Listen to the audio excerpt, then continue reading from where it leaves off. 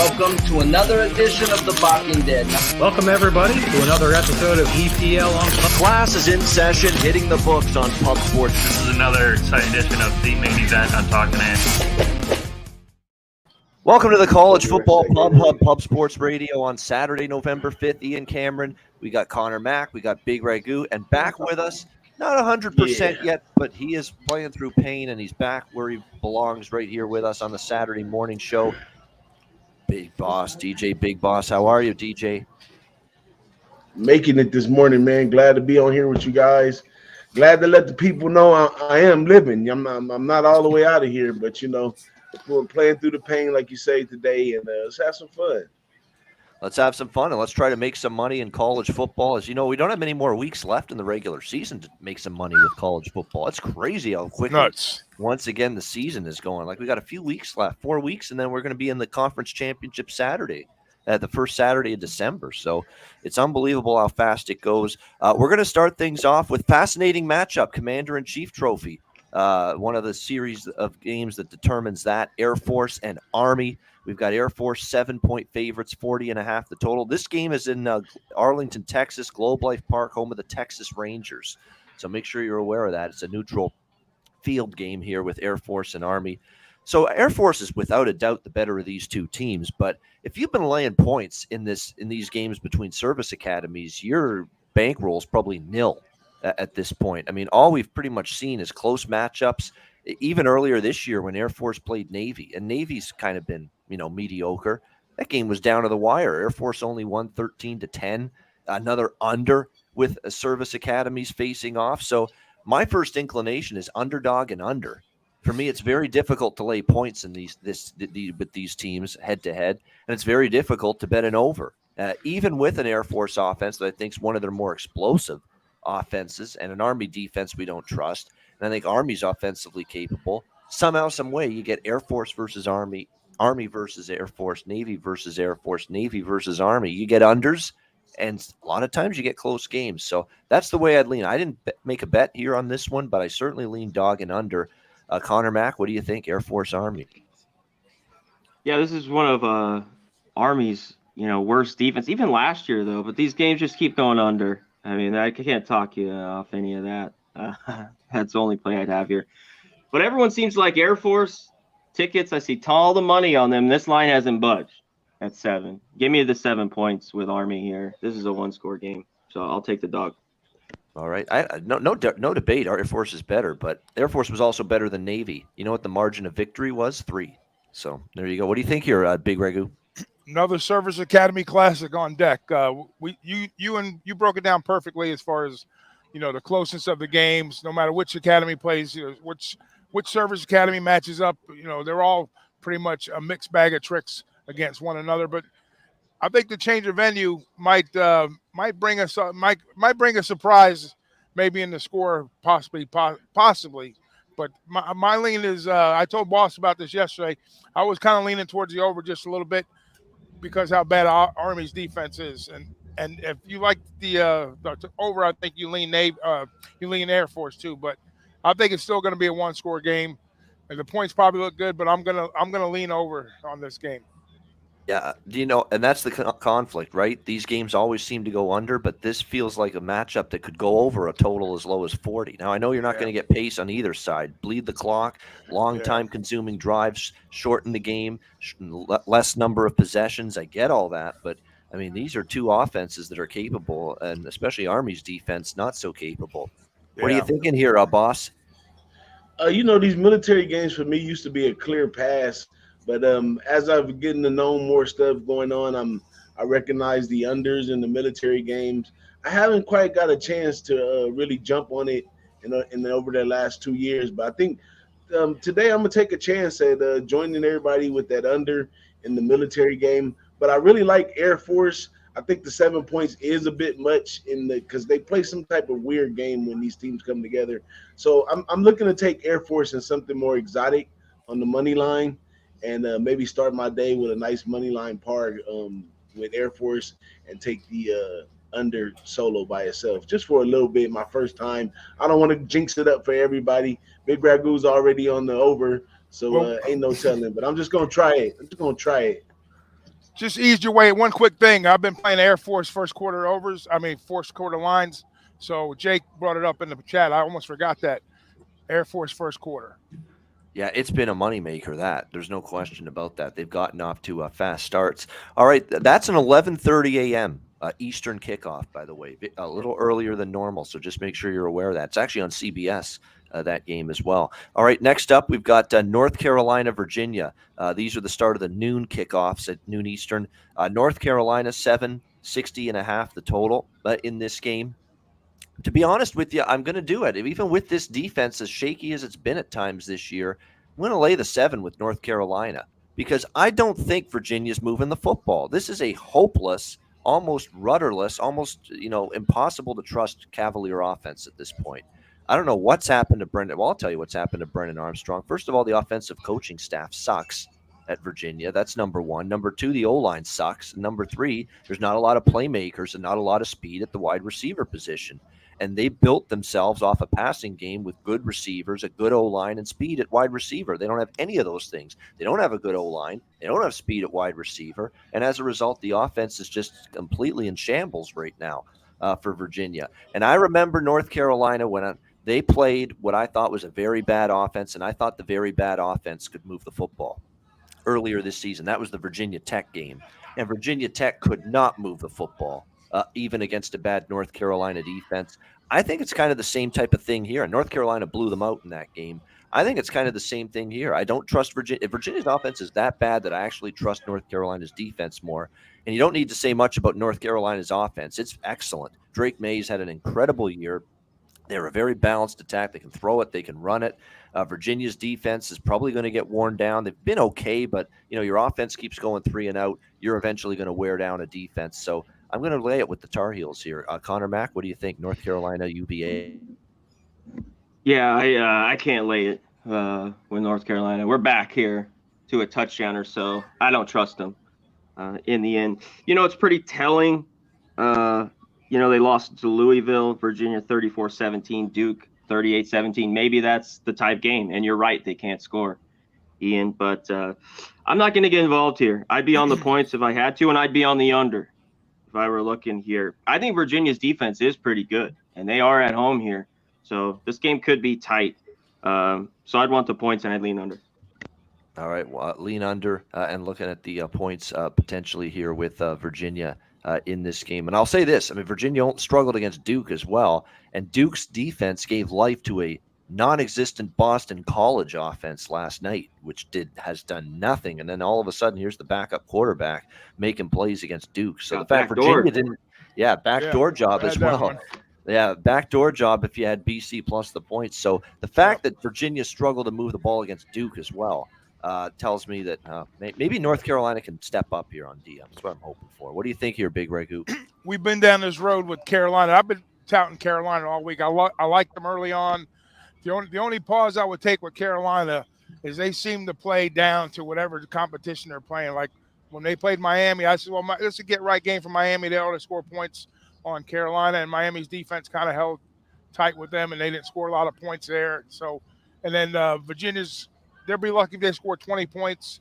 But what's weird is if you look at the action that's coming in on the game, there's a ton of action on the Virginia side, even though Carolina's got more tickets.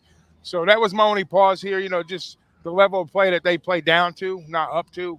But they're very capable, obviously, like you said, with Mays quarterback and the offense is scoring points left and right. So I don't know. I still like them, though. I think this could be finally the game. Like you said, like Conor was saying, I think it's a Duke's type of game here, where they're going to open up the offense, trade some scores.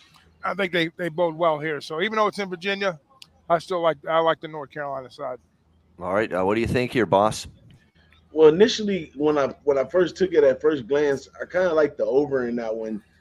Just simply, I know North Carolina is going to play no defense at all.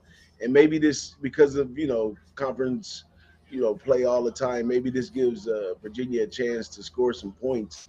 But, waiting for Virginia to score is kind of like a crapshoot. So I think I'm going to jump off of the game. But I'm looking more into maybe like Big Ragoo said, maybe North Carolina comes down and plays the game Virginia, and we slide in under that 60 because the 60 is pretty high for the total.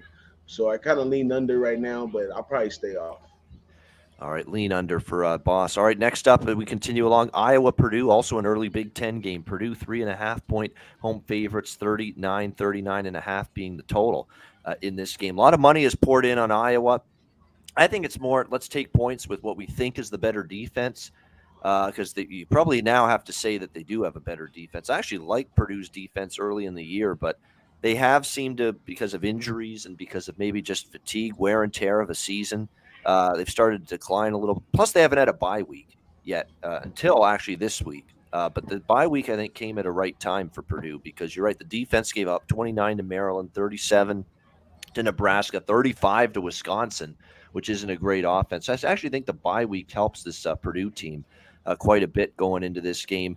Iowa off a 33-13 win for against Northwestern at home. It was actually one of the better games I've seen out of Spencer Petras. He hasn't had many at the quarterback spot, but he played pretty well in that game, very efficient. They ran the football a little bit better. So, definitely the Iowa defense catching points. You certainly want to take Iowa as a dog, not lay points with them. So I understand that. But this line's getting low enough now with Purdue and a good coach and Jeff Brom off a bye week, where now if it's in that range now, 3.5, where I'm kind of interested in the other side, Purdue, because I still think Purdue's a little bit better. And I think even their offense can squeak enough points across the board. Whereas I think their defense gets a much needed rest from the bye. And that should help them out to have a much better performance against what I still think is a very, very pedestrian Iowa offense. So I'm leaning the other side now with this number, 3.5. Early at 6, I understand taking Iowa. Now at 3.5, I'm kind of leaning Purdue Boilermakers now. What do you think here, C-Mac? Yeah, I find this one a little bit tough. We got wind. We got rain. This seems ugly. Yep. Purdue here has got the one under this year. I think it was that Minnesota game, but they've been an over team all season. So I want to watch this one a little bit, maybe make a live play if I'm going to do it and see really how bad the weather is. But I see 20-mile winds and a lot of rain. I think Purdue does play better here at home. They got their ass whipped at Wisconsin. Still can't beat that team. You talked about off the bye. Iowa getting a little bit better. Just a tough one. This is one I'm off. I'm off for now. Pass. Yeah, nothing wrong with that. What do you think, Big Ragoo? I think Aiden wants to put the ball up against this defense for them to score points. He's not going to do it with his legs, but I think it bodes well to have that extra, that week off coming back. But the weather is my concern, like Conor says, putting the ball up in the air, which is what Purdue wants to really do to move that offense. So I would lean towards the under here. Like you say, maybe a live betting opportunity. Yeah, definitely. Keep an eye. Purdue off a bye, and moving forward, like here in the month of November now, teams that have the late season bye week, it's often worth its weight in gold, because you played every week essentially if you're just getting a bye week now, and the rest and the ability to recharge your batteries, it can. And so a lot of times I've seen this with teams with the late season bye, they're struggling going into it, and then they come out of it, they get on a roll. And they feel a lot more energized. So make sure you're paying attention to these bye weeks when teams have them here late in the season. What do you think here, boss? You already know in the Big Ten, man, they get a little scrappy, and this one looks like a little cat fight. I'm not going to even read too far in the bye week and all that kind of stuff. We just know for facts Iowa has a great defense. We know for facts Purdue can put points up on the board. Now, how those two going to mix together this weekend, we really don't have a slight clue. But I'm going to stay off of it. Something like you guys said, you probably want to bet this one live or wherever you feel an edge as you're watching the game, because you don't know from the beginning what you're going to get out of either one.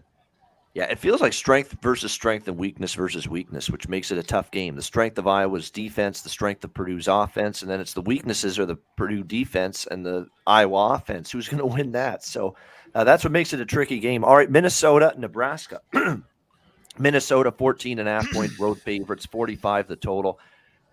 It's a pass for me. I missed the best number. I didn't get on Minnesota early enough. And now at 14.5, I'm not laying that many with this pedestrian Minnesota offense on the road. But at the same time, Nebraska, Casey Thompson's injured now for them, having to turn to the backup quarterback, a defense that's still not exactly one I trust. So the number's just gotten away. I'm passing here, Minnesota, Nebraska. Conor Mac, anything here? Yeah, give me the under here. Minnesota, slow, methodical. Nebraska's defense has got a little bit better, and you talked about their offense with the backup. I don't think they really score a ton. Minnesota under.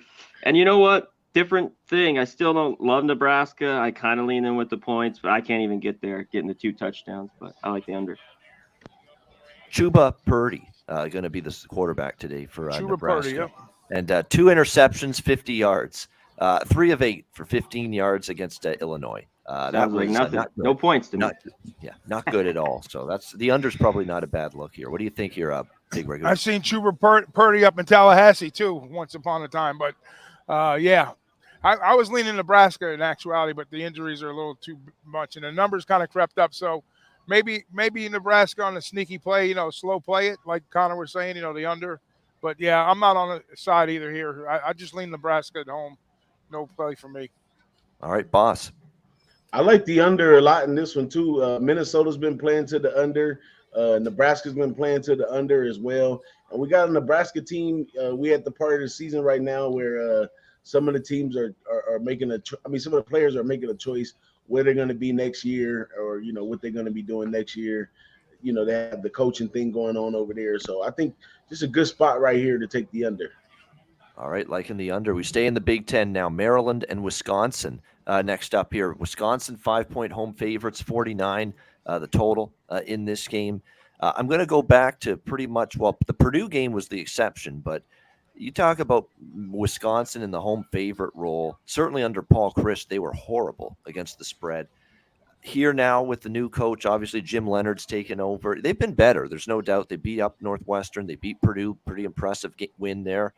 They did have the overtime loss at Michigan State, but things have been a little bit better. Hey, Graham Mertz has played a little bit better as well. Let's give him that at the quarterback spot. I'm still not ready to lay 5 though here with Wisconsin. And the Maryland side here, you look at them, they're going to have little Tua. There was some question about his health, but they had the bye week prior to this game. It allowed Taulia Tagovailoa to get healthy, and he'll play here against Wisconsin in this game. So that's good. He's had a pretty solid year, 13 touchdowns, already over 2,000 passing yards. And when you look at this game for the Wisconsin side of things on defense, they've been worse in the secondary. Teams that can throw the football been able to throw on that Wisconsin secondary. I think it's a live dog situation, or at the very least, Wisconsin, if they win, they don't win by any sort of margin. So I like Maryland here plus the 5, and I like the over, a sneaky over. I'm not a big over guy when it comes to Wisconsin. I know there could be some wind in the forecast, which is also why a lot of games with potential heavy wind, and this is one of them. But, so keep this a small bet, but 49, I could see Wisconsin still having some success offensively, especially with the ground game against Maryland, and I could see Maryland also being able to move the football a bit. So at 49, I'd lean over, and I like the points here with the Terps. What do you think here, Conor Mac? Yeah, this one's tough with this number here. Nebraska's just a little bit better team at home, is Wisconsin. I mean, I don't want to back them, period. And you talked about little Tua's back in. The weather's too crazy. I want the under. This has come down. There's just rain. I see like 90% rain, and the wind. That could get sloppy. That means turnovers, sometimes points. I'm going to watch. I'm going to look at this one a little bit, maybe live. This is one, in the end, I stayed off. So off. All right, Big Ragoo. I like the over here. Like you said, Wisconsin's playing better offensively. Since Chryst is gone, I think they've kind of looked to the offense to open up things a little bit differently. Tua coming back with the injury. Maryland's defense is suspect sometimes. On their side of the ball. So this has an overlook to me all the way. I think we see like a lower 30s and a high 20s type spot here. So I think they creep over 50 points and they get the number done. Like 57, 58 points in this spot is what I got. So I know the weather conditions may dictate, but still, like Conor says, you might get a turnover for a fumble recovery, touchdown, pick 6, who the hell knows. But I still like the over here. It's one of my strong play today for me, over on this spot. Yeah, I agree with the over. And this is I haven't bet a lot of overs with the heavy wind games today. I've tried to stay away from it. This is the one exception I made, or one of the few exceptions I made, was taking this game over. I still think it can get there with these two teams, because Wisconsin's kind of trended over the last few weeks. We know Maryland, we like their offense a little bit more than we like their defense as well. What do you think here, boss? I'm starting to really like this Wisconsin team after the departure of Paul Chryst. I mean, they're winning. they have a little flair to them or something now. So if I had to take a spot right here, I'd definitely go ahead and lay it with Wisconsin. Tua is coming back. Maryland can compete. They play good ball. I like what Big Ragoo saying about the over as well. But I think just the camaraderie of this team coming together after the departure of Paul Chris, I think it's going to lead into something we wasn't expecting. They'll probably start right here by taking out Maryland. All right, next up, we go to the SEC here for Kentucky and Missouri. Pretty much a pick 'em here, 40 the total. I'm worried about Kentucky in this spot. When you get just bashed like that by Tennessee, and now you're sitting there with a 5-3 record on the year, this team thought they could win the SEC. Everybody's got to realize this team had that high an expectation level that they could be a dark horse to win the conference. That's out the window now, and it's out the window with a authority last week, with a thud, with that performance against Tennessee. I don't know what we're going to get, honestly, from Kentucky today. I don't trust them in this spot. You know, Levis looks like he's banged up. Levis does not look 100%. You're watching him out there. He looks like he's got something bothering him, some kind of injury. There's no way I could get to Kentucky. I don't trust their mental psyche in this spot after that loss. And say what you will about Missouri, their defense has played a whole hell of a lot better this year, especially the last few weeks. The offense with Brady Cook still a little shaky. But the defense is getting better and better and better. And look at the last several games. They lost to Auburn, but they should have beat Auburn. They did cover. They took Georgia right down to the wire, lost by 4. Very impressive showing. They probably should have beat Florida because they outgained them by 73 yards. They lost by 7, but they covered in that game. They beat Vanderbilt, and then they beat up South Carolina last week outright as dogs, 23-10. Missouri's getting better each week. Missouri or pass for me. If I'm betting this game, it's the Tigers at home. And the money's come in on Missouri, near a pick 'em when it looks like on paper Kentucky's the better team, right? That should tell you everything. Missouri, if I'm betting this game. What do you think, Connor? Yeah, I think so too. This just isn't a great spot after, getting their ass whipped at Tennessee, then go on the road again at Missouri here. Both defenses are really good. Missouri, I can't believe it, this defense, after being horrible the last few years, has flipped it. This total's low, but these defenses will be good. And Missouri's 7-0 in SEC games to the under its last 7. It's just, do you want to play this 40? I'd lean still under here, and I lean Missouri a little bit on the side. Yeah, I could only look under. It's the 40's the tough part, though. It's tough to bet it under. We're that not dealing low, with 44. Yeah, exactly. But tough to bet over with these two teams. Got to give Missouri credit on defense. They couldn't stop anybody last year, and even early this year they struggled, and it's totally different defense the last few weeks. What do you think here, Big Ragoo? Yeah, Missouri used to be one of the worst defenses in the SEC, without question. But they definitely tightened things up. When they played Georgia, they look like Georgia playing defense out there. And to their credit, they've kind of kept it going for the most part. And I think they can play checkmate with Kentucky in this spot here, because I think they'll both play similar. They'll both play slow, and that bodes well to the under. And like you said, the action coming Missouri's way. So I lean Missouri. At what is it, a pick 'em right now? You said? Yep. Oh wow. Pick 'em, yep. So yeah, I lean Missouri, and then I lean under for sure. I think it'll be. Remember, they almost beat Georgia at home here at Farrell Field. Yep. This has a Big Ten type of feel. This game here, the way they're setting up. Yeah, not great weather too. Not horrible, but there's some wind. Yeah. 18, 20. Yeah, not as heavy as some games, but definitely some wind. Boss, what do you like? Yeah, I like what Missouri's been doing this season. It's almost amazing. We didn't expect them to show up like they have. So they've been showing up and showing out.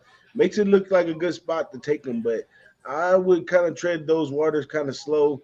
Kentucky, on the other hand, they may have to step it up a bit right here. A win right here could get them some type of position in the bowl game. And a team like Kentucky, let's say a school like Kentucky in football, going to a bowl game is a good season for them. So I think Kentucky might strap it on to try to get these wins, these easy ones, to try to get somewhere, in the postseason. So I'm gonna stay off, but I kind of lean Kentucky getting it done. I think you fade Kentucky the rest of the season, especially if they lose today. If they lose today, they could really go south in a hurry. Ohio State, Northwestern. We've got Ohio State 38-point road favorites, 55 the total. Huge drop in the total. Another win game here, 62.5 down to 55. I mean, I'm not getting involved. I mean, I'm not laying 38 with Ohio State in this spot, but can we really trust Northwestern? I mean, they just got beaten by 20 by Iowa. I mean, that does not bode well here against Ohio State. And so it's an easy pass for me here. What do you think here, Conor Mac? Yeah, I mean, Ohio State it looks like sleepwalk through this, after the big game last week. Maybe look at their team total. But yeah, there's nothing I want to be involved with. All right, Big Ragoo. Yeah, no interest in this one. Maybe lean like Connor was saying, a team total over at Ohio State, or maybe even a full game under for that matter. We'll see if Northwestern's able to score any points in this spot here. It's going to be ugly for them today. Yeah, it's going to be ugly, and Pat Fitzgerald's gone back and forth. Helinski and Brendan Sullivan, and both of them are struggling at the quarterback spot. What do you think here, boss? Total pass right here. There's too many games on the board to get involved in and try to get involved in this one. Yeah, it's like it's going to be probably close to the number, honestly, when it's all said and done. Western Kentucky and Charlotte.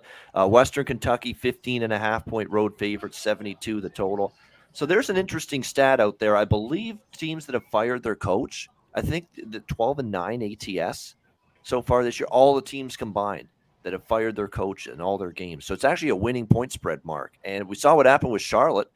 First game after firing their head coach, they respond with a huge game against Rice. They're catching a healthy number here. I'm actually tempted by the 49ers simply because their offense can always get you a backdoor score if they're down by 21 in a game like this with Chris Reynolds, who's actually a pretty good quarterback. But the problem is, are they going to stop Allen and the Austin Reed and the Western Kentucky offense? That's going to end up being the question here because we know Charlotte's defense is still very rough. The total's in the 70s, but it's over or pass for me. I'm not betting these two teams under the total, but it is high, 72.5. I'd lean dog, lean over. Conor Mac? You know what? Western Kentucky sure could beat this team and cover the number, but no way I'd lay these points. Take the points with Charlotte. They can score. Western Kentucky doesn't have much of a defense. So like you just mentioned, Ian, even if they're down, 21-24, backdoor swinging open here, take the points plus 16.5. And a team very capable of entering the back door if they get that opportunity with Reynolds at quarterback. That is a decent, at least, offense, good offense at times. Charlotte's the other side that's been problematic. What do you think, Big Ragoo? Yeah, I agree with that. Look, both ways, because I mean, realistically, if they get hanging a total of 72, you think Western Kentucky's going to score 50, 40, 50 points on this team? I doubt it. I think easy backdoor cover for Charlotte, even though I can't stand them as I don't like teams that don't play defense one way or the other, but when looking at totals, you try to get involved, but that's a big number to climb. But I definitely, the number tells me that Charlotte's going to score points, and that could be an easy backdoor for Charlotte in that spot. All right, boss. Total pass for me, man. I can't even figure it out. I know Western Kentucky was doing well all season. The Charlotte team, they're not no total punks, and it's going to be a shootout, so ain't no telling where it's going to land. So pass for me. All right, we go to back to the SEC for the next game here. Florida and Texas A&M. Texas A&M, well, they were 3-point home favorites. It's down to 1.5 now in this game, 53.5 the total in this one. And I agree with it. I mean, how can you lay points with A&M right now? It is an absolute shit show what's going on with the Aggies. And for how good this team looked on paper coming into the year, for them to be sitting here with the record that they do at 3-5, that tells you it's been a disaster of a season for them. Now, I know the one concern with Florida is they're off the Georgia game, the cocktail party in Jacksonville last week, and they actually fought pretty hard. They lost 42-20, but they battled right to the end. Got actually the point spread cover late in that game. They actually, they lost to LSU before that. So, it's been rough for the defense. There's no question. But, Richardson has started to get things picked up again on offense after some struggles there early in the season. The Kentucky game was pretty bad, but we've seen the offense start to ramp up a little bit for Florida. And A&M's defense is just fallen apart too. Look at what they've done. They gave up 30 to South Carolina in the loss. They couldn't get stops against Ole Miss for much of that game last week, 31-28. At least with Florida, they're playing hard still. Their defense isn't great, but all of a sudden A&M's defense isn't good either. And at this point, I'm willing to trust Billy Napier over Jimbo at this point in time. So I got +3 with Florida. I still like Florida at this number. I think they can win the game. That's how little faith I have right now in the Aggies. What do you think here, C-Mac? Yeah, this line's moved a little. I think it's even moved too, because I heard multiple stuff this morning already that there's a bunch of guys sick and have the flu with A&M. I like Florida, and I didn't pull the trigger at 3.5. Still like him here, but I don't know if I bet this one. It'd be Florida or pass. It won't be easy. So in the end, I'll probably pass. Yeah, the issue with the illness is Connor Weigman. Who's I think the future at quarterback for them. He's not expected to start today because of being sick and under the weather, and that means we're going back to Haynes King. And you know what I think about Haynes King? He's had many opportunities to establish himself as the starting quarterback, and he's never been able to do it. So it tells you all you need to know about him here. What do you think here, Big Ragoo? I think Jimbo's better be lucky that he had the #1 recruiting class last year. Otherwise, he'd have been fired. The NIL saved his job. Thank you, NIL, for that. But that's next year and the year after that. Today, if we look at Florida's defense, they're like one of the worst in country at stopping on third downs. Their secondary is very bad, but I don't think A&M poses a huge threat to them putting the ball downfield. Now, A&M can't stop anybody on the run. I mean, it's like a damn, it's like a sieve as far as them being able to come up stopping people on the run. So I think if Florida rushes, I think they rush for 200 yards. They're like 4-0 on the season. I see them getting 400 yards. The best of the numbers gone, but I still like Florida in the spot. All right, boss. Well, I think I'm done with Bill Napier in Florida for the year. I mean, early in the year, we got some good spots, with his type of style of coaching and what he was going to do over here at Florida. But I think everything's kind of settled in now, and I don't think there as much value in Florida as it was before. But yet and still, we really can't trust Texas A&M to the fullest. But like I said, teams right now, they fighting for the bowl. They fighting for a spot. I don't know if Jimbo can get the troops together to get out here and get a win, but I'm going to pass. But I'm definitely not jumping in on Florida right now. I love the next team we're going to talk about because of my season win total bets that I made and sent out to people. This one's cashed already. The Tulane Green Wave as they take on Tulsa. Tulane 7-point road favorites in this one, 56 the total. I had Tulane over 6.5 wins. They're already at 7. What a season for Willie Fritz's team. Talk about totally under the radar. 7-1 for Tulane, including a win at Kansas State with Adrian Martinez when they were fully healthy. I mean, this has been an impressive season for Tulane. The only loss was a 12-point favorite against Southern Miss. They just had a little bit of a hiccup after that big win against Kansas State. Other than that, they've been magnificent. Both sides of the ball. They can play defense. Michael Pratt, outstanding at quarterback. Good offense. Tajay Spears, outstanding running back. I mean, I love this group. I mean, both sides of the ball, they're very strong. I think they're going to be too much for Tulsa. Tulsa has not impressed me one bit. They lose by 10 to Cincy, blown out by Navy, lose by double digits to SMU last week. They look lethargic and beating a bad Temple team. I'm laying it with Tulane. I mean, they're just a machine right now, and they're certainly the much, much, much, much, much better defense. I would say the better offense, too. I'm laying it with the Green Wave here, riding the wave once again with this team. 7-1 straight up, 7-1 against the spread. ATS moneymaker as well. What do you think, Conor Mac? Yeah, I think in the end I'm going to stay off. And I've been on a ton of Tulane games. Be a little bit different, if this was 6.5, 7.5, and all the love Tulane's getting.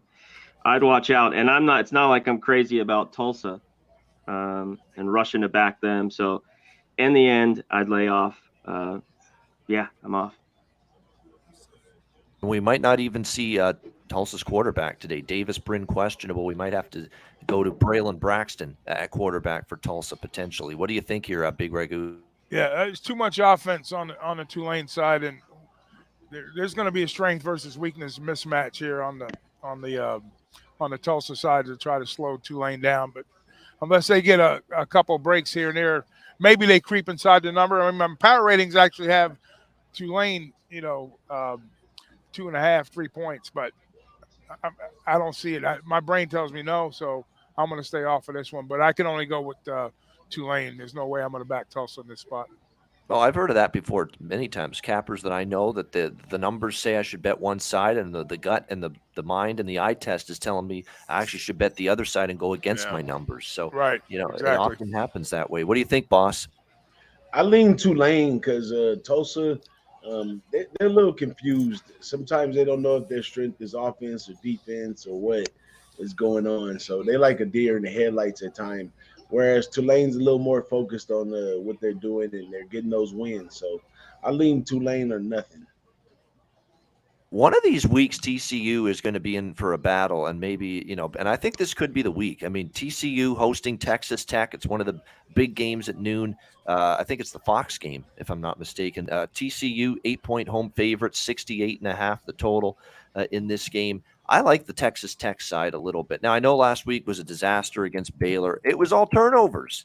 Protect the football, don't turn it over. You could have been in that game against Baylor, and we're going to get to another game, another team which just was all turnovers why they won the game. And for Texas Tech, it was pretty much all turnovers why they lost the game against Baylor last week, 45-17. Just protect the football better, and I think they'll be in better shape. It was not the greatest game for Baron Morton. And I think McGuire, the coach for Texas Tech, he's hinted that we're going to see all three quarterbacks today play in this game. Baron Morton, Donovan Smith, and the returning Tyler Shuck, who just came back from injury. So maybe that's a little something that can throw TCU's defense for a loop. And let's be honest, TCU's defense can give up points. This is not a shutdown TCU defense. And if you had West Virginia last week, that's absolutely brutal. You lost your bet there. What was that? The final seconds, TCU punched in that touchdown. I like Tech here plus the points. I mean, TCU is living on borrowed time with these narrow point spread covers. Probably shouldn't have covered against West Virginia. They didn't cover against Oklahoma State. That went to overtime. They didn't cover against Kansas. The Kansas State game they covered only because Kansas State was losing quarterbacks. They were dropping like flies in that game. Texas Tech plus the points. And obviously with the TCU game, you know what I think about the total. Over or nothing. I'm not betting any TCU games under. It would be over 69 for me. What do you think here, Conor Mac? Yeah, all those picks from these guys. The one thing concerns me is I don't like that he wants to play all these quarterbacks. Yeah. That's given me pause here because I really want him to just roll with one. Morton's been more turnover prone too, and he's the one who had 3 last week. But you mentioned that's why Baylor just rolled. It was a 7-point game, and the fourth quarter, they just got blown out. I think they play better. I think they get their best effort. You want to go in there. TCU's undefeated. So I'm with you. This is the points or nothing here with Tech. And on that total, yeah, I could only look over. It's high, though, at 69. And you mentioned TCU, that defense, so leaky. That's why I think it's open here with the points. All right. Yeah, I agree. I think the Red Raiders worth a look. If this was like 7, this opened as high as 10. So once, especially was 10, I thought it was just a little bit too high here. What do you think, Big Ragoo? We're going to see points. Tech has to take care of the ball, like you mentioned. Not real efficient on the offensive side as far as putting numbers. Getting the turnovers really crushed them last week. But I think they kind of right the ship. TCU, their defense is suspect, but I think TCU is going to get their share too. So, I mean, the numbers kind of come down a little bit, and then there has been some buyback on the price on the favorite side, but I still like TCU here to score a bunch of points.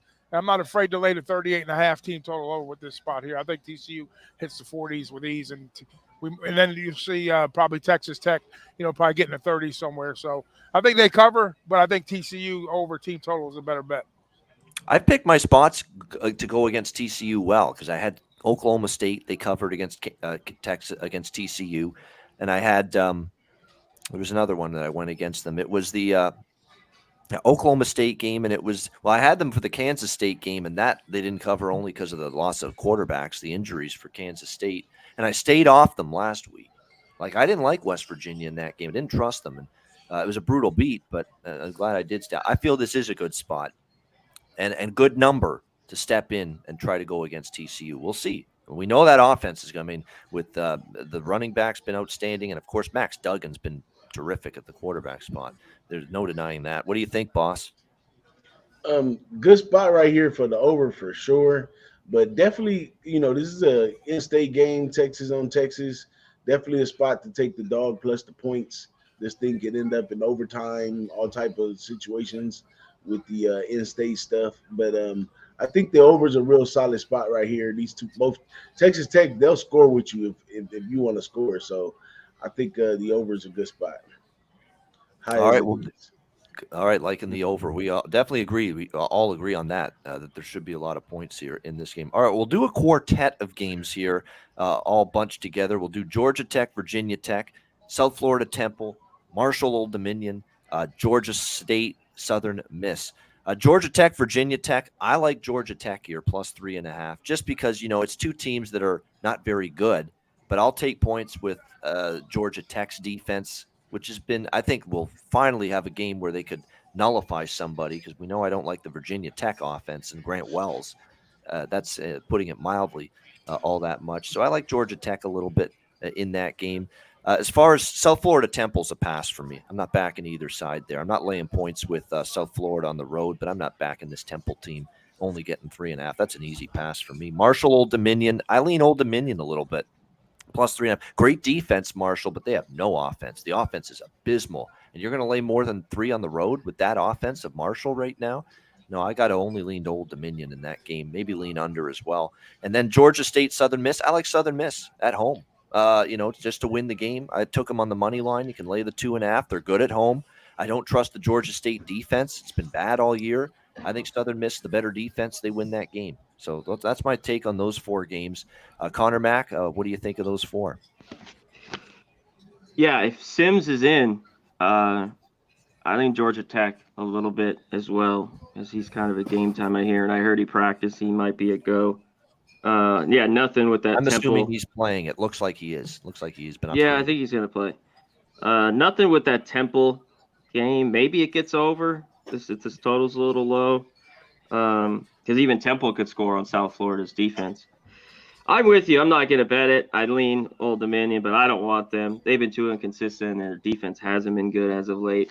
And I'm off this Georgia State game. I want this under, but it's just a lean.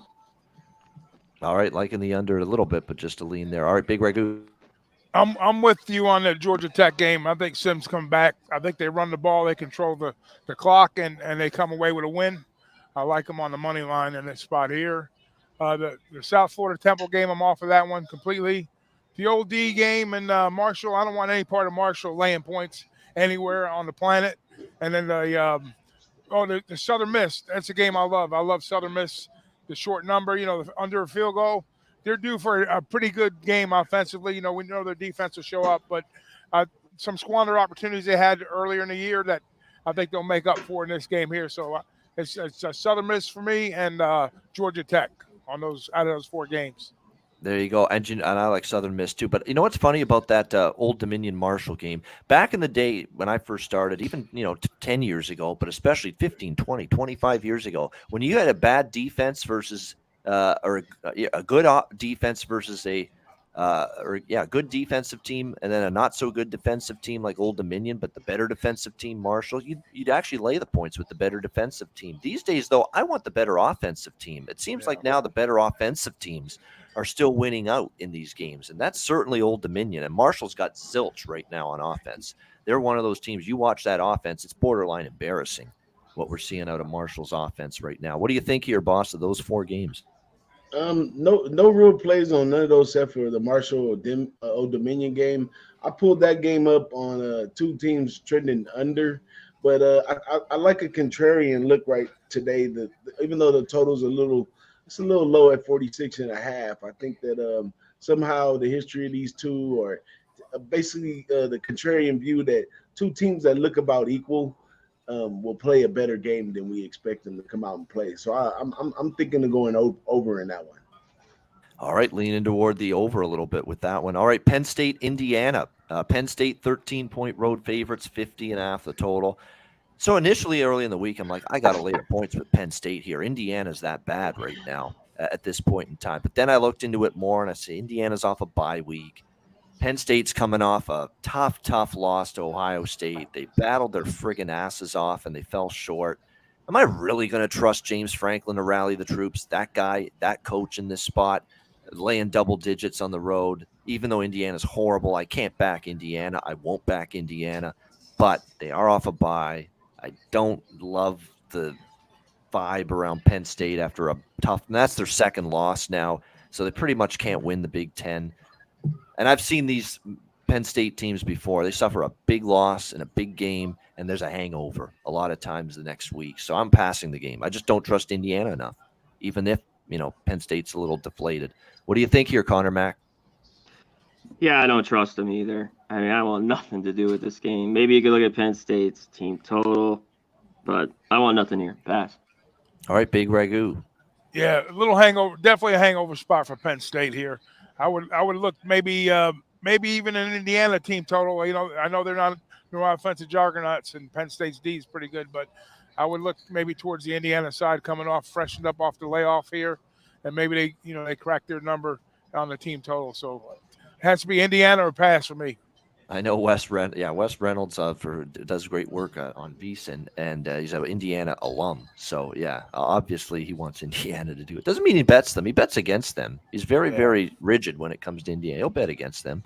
He's not biased when it comes to betting. What do you think here, boss? I'm laying the point with Penn State on the road right here. They've been doing better on the road this year, pretty much better than they've been doing at home, technically. But give me Penn State on the road, fired up. I'm going to look right past the bye week. Indiana, they're already packed in for the year. Penn State comes in, wakes up a little bit, covers the spread, and has a great game. It definitely feels like if Penn State brings it today, they're locked in, they're dialed in. They can win by 3 touchdowns, if that's the case. But that's the biggest question after the Ohio State game. Will that be the case? All right, Syracuse and Pittsburgh. Pitt 4-point home favorites in this one, 48 the total. I understand why they're betting Pitt. I mean, Syracuse has quarterback injuries. They've now suffered 2 losses in a row. We got the predictable response from them after the heartbreaking first loss of the season against Clemson. They did not play well against Notre Dame, kind of a hangover from that first loss. Garrett Schrader's ruled out, by the way. It is official. He won't play. So it's Carlos Del Rio Wilson at the quarterback spot here today for the Gators. 6'2". He's got big size. But again, very inexperienced, just his first action last week, and he only completed 51% of his passes, 14 of 27. So he's going to have to get a little more efficient throwing the football. I don't want to lay points with Pitt, though. That defense continues to be underwhelming, if you ask me, from the Panthers. Very disappointing what we've seen from them at times on defense. So this is a pass for me in this game. Conor Mac, Syracuse, Pitt. Yeah, this is just nothing I want to be involved with when you deal with the backup. I mean, I thought he did all right, coming in the Notre Dame game, but I can't lay it with Pitt. With that defense, they are at home here, and Syracuse just seems, after the back-to-back losses, could be tough. And I don't know about this total. I have nothing on the total either. It's just pass. Nothing wrong with that. Big Ragoo. Yeah, these are spots that I like to back. A team that's playing at home versus a ranked team, and the home team is favored over the ranked team. But can we trust Pitt's defense? They're there for the pickings, I think. I mean, a perfect opportunity for Pittsburgh, with the injuries, and we'll see what Babers puts together in this spot, to kind of rally the troops. But I would have to say Pitt or pass, just my past plays on these type of scenarios. Yeah, it's just tough. I still think Syracuse can be a better team than Pitt, honestly, but I don't like they're definitely more talented. Yeah, just the 2 losses in a row, and now you're without Schrader, who's been a huge part of why you've been good this year. It's just, and you're on the road, so yeah, it's an easy pass for me. I will say this: Keaton Slovis has been beaten the hell. They're beating the hell out of Keaton Slovis, opposing pass rushes. They have not been able to protect either for him lately. The Pitt offensive line, that's also a problem. What do you think, boss? I'm not going nowhere near that nasty Pitt team. I've watched them earlier in the season. They left a nasty taste in my mouth. I don't want to have anything to do with them. I would, if I had to make a play, I'd definitely take Syracuse. I like the talent. I like what they're trying to do over there. Maybe they just had some bad games. They were playing some quality opponents, so maybe this could be a chance for them to bounce back. But I'm a pass. All right, next up, we've got Oklahoma State and Kansas in the Big 12. Kansas now favored after Oklahoma State opened 3.5-point road favorites. Kansas now laying 1 at home, 62.5 the total. This is all due to the possibility of Spencer Sanders not playing, questionable game time decision. We'll see if he's able to suit up for this game after suffering the injury in that awful game against Kansas State where they got goose-egged 48-0 by Kansas State last week. If it's not him, it's the son of the coach. It's Mike Gundy's son, Gunnar Gundy, who would be the quarterback here for this game today against Kansas. He came in to the game last week against Kansas State and had 2 for 7, 16 yards and an interception. He rushed for 27. He has some mobility to him, but that's the question. I mean, how are you going to fare here if you make your first official start? I will say this: Kansas's defense is not as good as Kansas State's defense, so maybe it will give him an opportunity to settle in and do a little bit better here. Mike Gundy said it's on me that we didn't show up. I didn't have the team ready. You certainly think Oklahoma State shows pride and is a lot better here. But again, situationally, Kansas is rested off a bye, a chance to recharge the batteries. I think that defense was leaking oil. I think they're going to be a lot, healthier and energized on defense. They're not a great defense, but at least they should put a better foot forward. And even if it is Bean at quarterback here for Kansas, it's still a situation where he's played capably enough. And with the uncertainty at quarterback for Oklahoma State, I lean simply off the bye week to a re-energized, fresher Kansas team going into this game at around a pick 'em. I lean over as well. I mean, the total's obviously gone down because of the quarterback news, but 63 with these two teams, I think it could still get up and over. What do you think here, Conor Mac? Yeah, I thought this has dropped a little bit too much. It's all a weight, with Sanders. For some reason, I think he goes, though. Yeah, that Kansas defense was just leaking. I know they had the bye, but sometimes the bye doesn't fix a defense like that. They should play well, and I think there's points.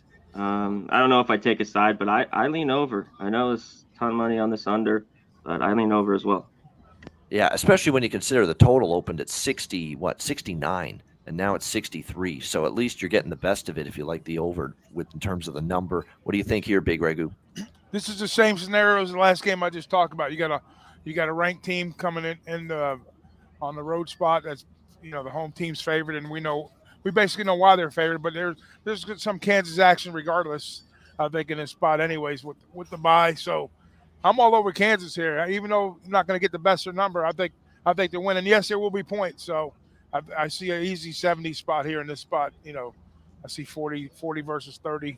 So and Kansas on top. So I'm getting to the window with Kansas here. All right, boss. I like Kansas in this one as well, but I think I rode my Kansas train all the way out, and did a good job of it too. So I'm not in no press to jump on Kansas at this point, but maybe the bye week may give them a kickstart. We may see a little bit of the Kansas that we've seen earlier in the season. All right, Michigan State, Illinois. We've got Illinois 16-point home favorites, 41 the total in this game. I'm going to do something I don't think I've ever thought I would do this year or any time Brett Bielema coached a team, but I'm actually going to lay double digits with a Brett Bielema team. I'm going to do that today with that. Now, the one concern is, look, this is not an explosive offense. They don't play fast. They run the football a lot. But they could be in a spot where if they can get themselves to the 26 points that they have scored each of the last two games against Nebraska and Minnesota, they could cover this number. Because I don't think Michigan State will hit double digits. Because I think this offense of Michigan State, which has struggled much of the year, they're not doing anything against this defense, in my opinion. This Illinois defense is stout. It's for real. They've been great on the defensive side of the football, the Illini this year, stopping the run, stopping the pass. They have been excellent. They've been a point spread machine, and we're seeing them get some margin of victories. Minnesota, they beat by 12. They beat Nebraska by 17. At 16, I'm going to take a shot here with Illinois laying the big points. I think there's a tough matchup for Michigan State. When Michigan State's lost, they've been blown out. Look at these losses: by 27 to Minnesota, 29 to Ohio State, 14 to Maryland, 22 against Michigan in the rivalry game, plus the suspensions, too, coming out of that rivalry game for the scuffle that took place in the tunnel after that Michigan State-Michigan game. I think it all sets up well, and Illinois can grind their way to a win by 17 or more. So Illini laying the points for me. lean under as well, because I think I could see this being 28-7, something like that. What do you think here, Conor Mac? Yeah, I think it's 16. I just Brett Bielema in the past has bit me when he lays shit like this. So I don't think I get to the window. That'd be my lean. This defense is for real. That's the biggest key. Like you just mentioned, get to mid-20s and shut it down. This defense has just been phenomenal.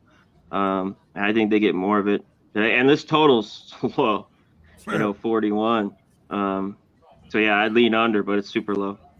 Yeah, definitely. No question about that. And one thing to keep in mind, too, with Michigan State, that run defense has given up 168.6 rushing yards per game, 96th in the country. When you're facing Chase Brown, that is some bad news right there. What do you think, Big Ragoo? Yeah, I think Illinois has been undervalued the whole season. I mean, now they're a little bit overvalued here, but if this is a spot that you want to, like you said, lay doubles with Brett Bielema's team, like you said, grind.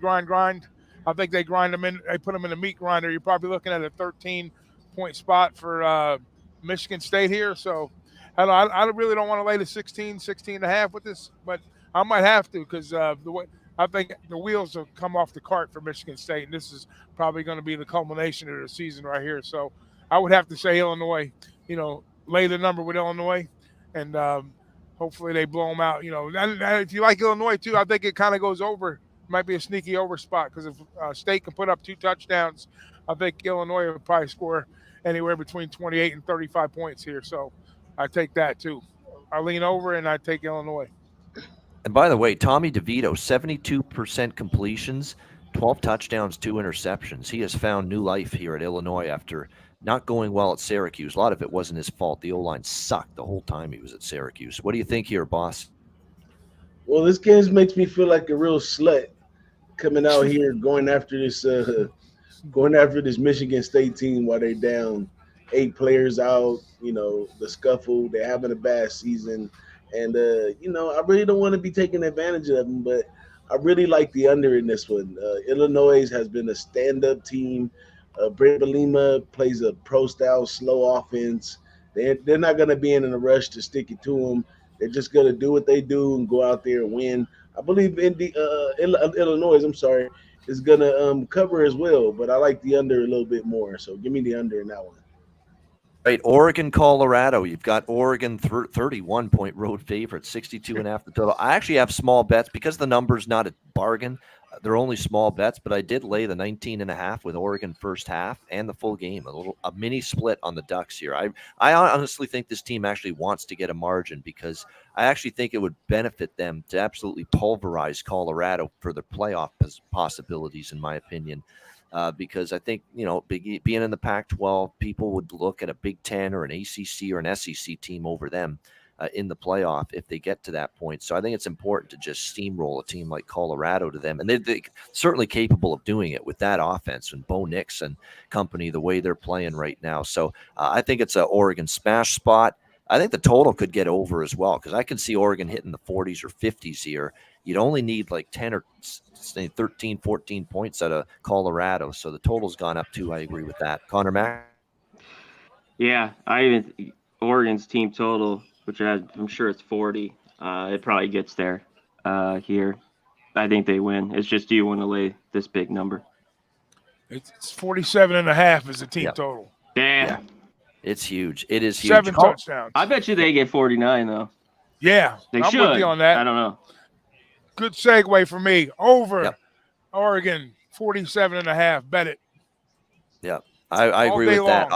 Yeah. I agree with that. Now, they did run the football very well finally last week against Arizona State, and one of their best offensive performances of the season, 34.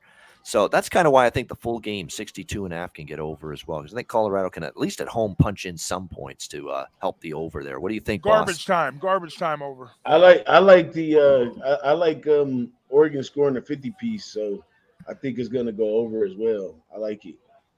All right, Washington State, Stanford. Washington State 3.5-point road favorites, 48 the total. I think they're the better team, better defense, but I'm not laying more than a field goal on the road. The offense is still kind of spotty this year with Allen at the quarterback for Washington State, and I'm not betting Stanford, so this was a pretty easy decision to pass on this one. What do you think, Connor? Washington State, Stanford? Yeah, I'm not on the side here. I do like this under. It's come down a little bit, but I'd still be on the under here. All right, Big Ragoo. Yeah, I think Ward has a better game here. I'm not a big Washington State type of guy, but I think, Stanford's given up, over, 4 touchdowns, close to 30 points a game. So I would have to definitely lean Washington State in this spot. I think Stanford is just a cash cow to go up against most cases.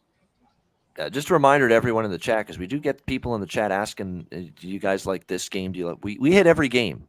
If you're new to the proceedings here on the college football pop-up, so we will get to every game. Trust me, and we'll give you. And I lean under too, under on that spot. I think Washington State's like 1-7 to the unders. Yeah, definitely. I agree with both of your looks there to the under. Definitely. And Stanford's defense has gotten better actually in the last few weeks. What do you think here, boss? I don't want to have nothing to do with the bottom tier of Pac-12 at this point in the season. It's just not worth it. Either Stanford is Washington State. It's just not worth it. So I'll pass. All right, Tennessee and Georgia. Here we go. Obviously, I think probably the game of the day. We've got Georgia 9-point home favorites, 65 the total in this game.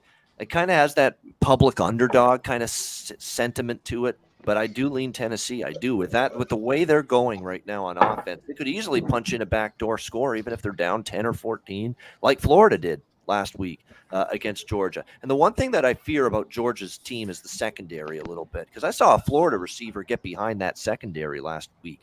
Richardson found him. He was wide open. If you're blowing coverages in the secondary with your pass defense against Florida, what are you going to do against Tennessee? With Hyatt and now a Cedric Tillman's back from injury, how are you going to handle that? I think you can make some plays against that secondary if you're Hooker in the passing game. It kind of feels like public dog, and I don't always love those being on those spots, but I lean Tennessee here. And totals-wise, it's tough. I think, Georgia doesn't play fast, but they could really move the ball and score against Tennessee's defense. And Tennessee just plays so fast, and it's tough to bet an under at 65, but it's one of those where I'm not as bullish on a Tennessee over in this game as I normally am. I'd lean over, but 65 it is a game. It's a big game, so maybe the defenses outperform expectations. So I lean Tennessee, lean over here. But it's more of a small bet game. Just enjoy what's a great college football game, hopefully on paper. What do you think here, Conor Mac?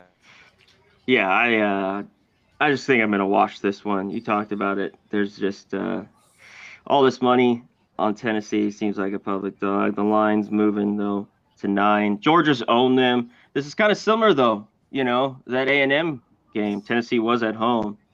Alabama, owned them, but they won the game. Hooker, this will be huge for him. And, yeah, is this Georgia defense really, really for real? I think they are, but maybe it gets leaky. I kind of want to lay it with Georgia, but I don't think I do, so I'm going to watch it.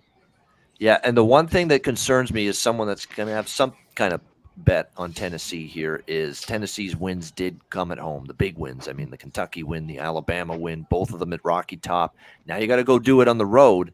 Let's see how they handle it. Georgia should be pumped at home. Yeah, I'm fascinated. I think the matchup of Tennessee's blistering offense against that Georgia defense, it's one of those matchups. It's like, that's why we love sports. We want to see these fascinating matchups unfold, and that one is Tennessee O versus the Georgia D. I can't wait to see that on today unfold on CBS. What do you think here, Big Ragoo? You got the ultimate defense, get the ultimate offense. So that's a classic matchup. So pay attention now. If Tennessee can Missouri Georgia, right, have their way early on and slow them down a little bit somehow, step up and play a little defense like Missouri did, it'll be interesting. Then if Georgia could play like they did against the Oregon Ducks early on and shut Tennessee down, then, it's game on Georgia. So it's going to be a tug-of-war battle, I think. But I think somehow or another they're going to meet in the middle, which is going to kind of even things out. And like you said, just crack open a cold one and enjoy the shit out of this game. Don't bet it. There you go. Exactly right, boss. Yeah, I agree. Don't bet it. But I like Georgia in this spot. I think Kirby Smart's Tennessee beat Alabama. It has nothing to do with them and what they're going to do against this Georgia team. They're a smash mouth team. They like to run the ball straight at you. They take their time. A lot of qualities, and I talked about it earlier in the season with Kirby Smart. It's showing improved time for him. He has to show that he's the guy and that he can handle this. None of his wins were any flukes or anything. And getting past Tennessee today and covering would be a big win for Georgia. Definitely. It's a great matchup. Looking forward to it. All right, next two games here. We've got Central Florida, Memphis, West Virginia, Iowa State. UCF 3-point road favorites against Memphis, and we've got Iowa State laying a touchdown here against West Virginia. I don't have a whole lot on the UCF Memphis game because we don't know if John Reese Plumlee is going to play. The quarterback, he's injured. He's game time decision. I don't want Memphis. All right, I know I won't be on Memphis. I probably won't be on the game because I don't love the spot for UCF. Big win against Cincinnati. Now you're going on the road. They haven't been as good on the road. Plumlee's banged up, so I'm passing that game probably. As far as West Virginia, Iowa State, I kind of like West Virginia. I get that defense is horrid, but can Iowa State offense take advantage of it? Iowa State, as far as I know, Iowa State has not won a conference game yet. They have not won a Big 12 game yet, Iowa State, and now you're asking them to lay 6.5, 7 here in this game. Not with my money. I would look at West Virginia. As long as that offense produces, I think they can keep this to a single score, single possession. What do you think, Conor Mac? Yeah, it's not that I want to rush to Memphis, but that'd be my look here. There's no way I'd back UCF here, but I'm going to be off as well. And the other game, there's still 7s out there. I think you're right. I'd look at West Virginia in this one. Total's interesting. Iowa State, I always love an under in their games. So I lean under 50 here. Yeah, I'm looking at it right now. Iowa State's victories this season were Towson, Virginia Tech, and they did beat Baylor. That was their one Big 12 win, and it was only by 3 points. So winning by that was West Virginia. Sorry, that was up West Virginia. I'm getting it mixed up. Iowa State. Yeah, Iowa State hasn't won a Big 12 game. Southeast Missouri State, Iowa, and Ohio were the 3 victories this year for Iowa State, and now they're laying 7 here in this game. Granted, they faced a brutal schedule: Kansas, Kansas State, Baylor, Texas, Oklahoma. That's a tough schedule, but I don't trust this team to win by more than a touchdown. So I like West Virginia. What do you think, Big Ragoo? Number 1 defense in the Big 12 hasn't won a Big 12 game yet. How's that? All right. Iowa State, all they know how to do is play in close games, win by 3. So there's a little bit of an overlay, some value on West Virginia's side here. And I think it's a tight game, same type of game. I see like a 20-23 game here, and the game goes under. So I take the points in the under here, both sides. All right, boss. They both really a pass for me, but UCF, like you said, we don't know what's going on with Plumlee, so we don't know what we're going to get out of that. Don't want to take Memphis, and the other games is a simple pass as well. All right, next up, we've got we'll do 2 more games here. The last of the 3:30 games: New Mexico, Utah State, and UTSA, UAB.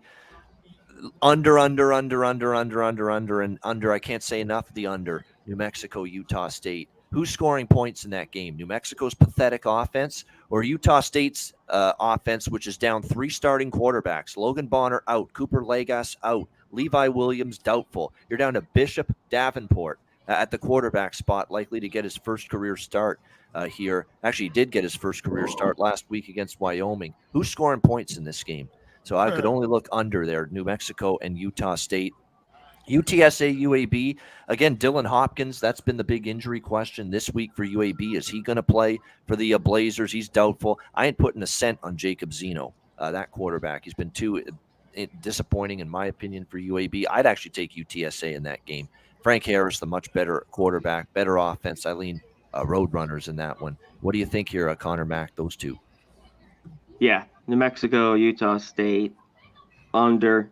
And you're telling me with Davenport, you're going to lay that number? I take the points with New Mexico. And that's, Hell yeah. Their offense isn't great, but they still can play defense. That's a crazy amount of points. Take the points with New Mexico.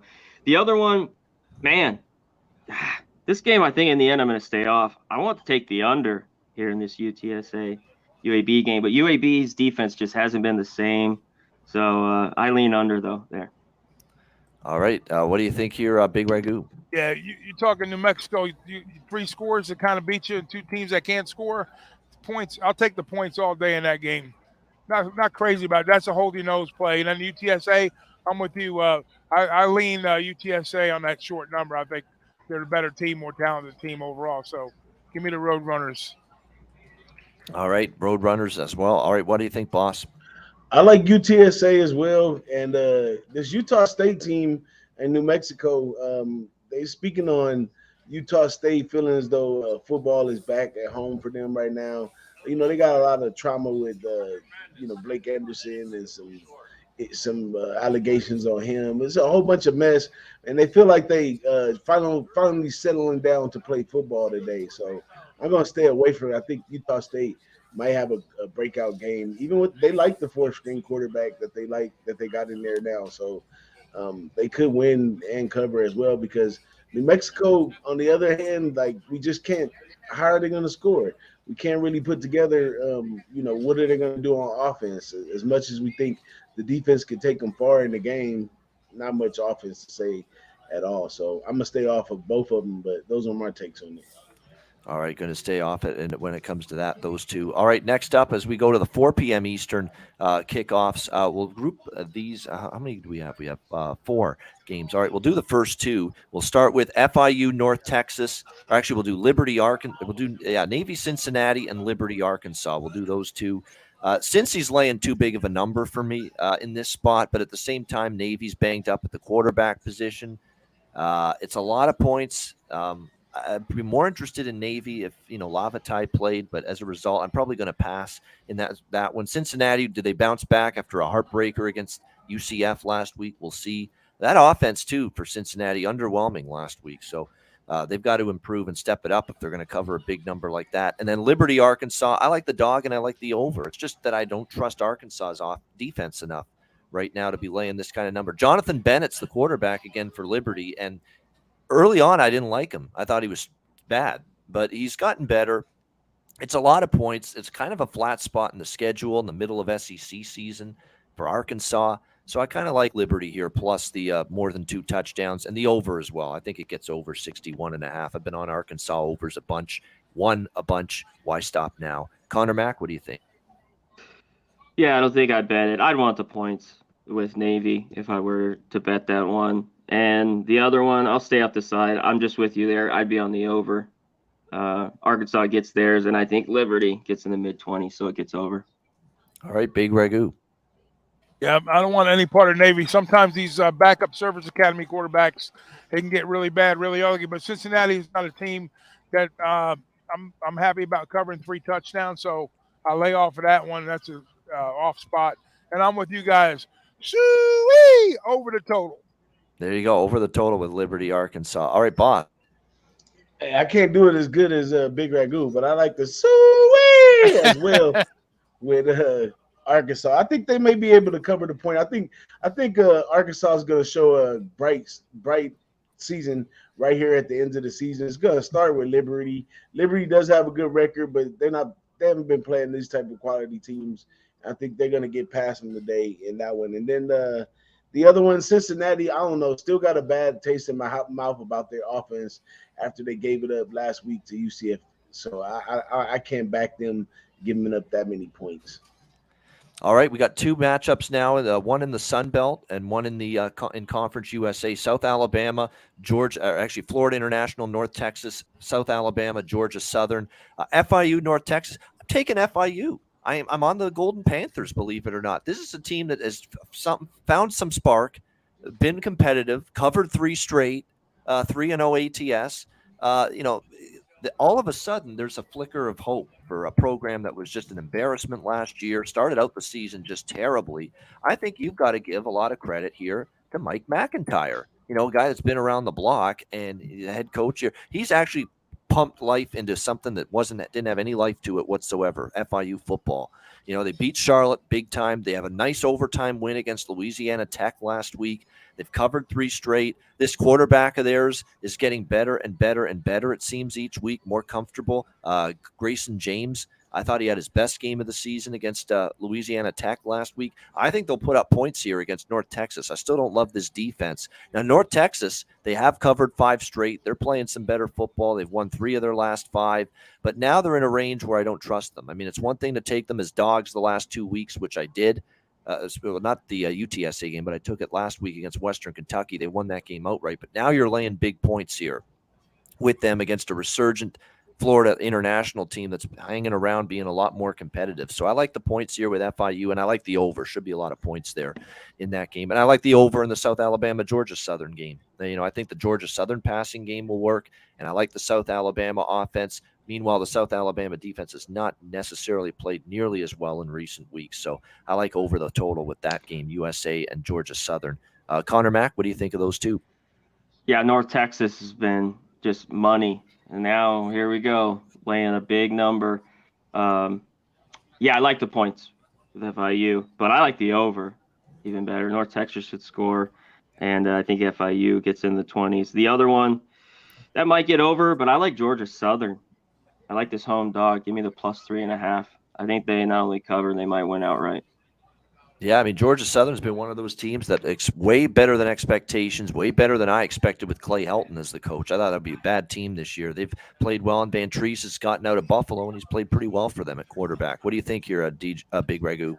Yeah, with the McIntyre hire down at FIU, I was kind of not questioning it, but I says I know why they did it because, like you said, he's been around the block a few times, and he's kind of rooted down in South Florida. And I guess the big turning point for these guys was when Charlotte was like, which I couldn't believe was like 3-score touchdown or three-score favorite over them, and they jump up and bit them in the ass and won outright. So that was like the turning point for these guys, and they've been money ever since. So I'm going to keep riding that FAU train with them. And then also, even though North Texas put points up on the board, I think it's way too many points in that spot for them. And I'm with Conor. I lean Georgia Southern on that on the run game with.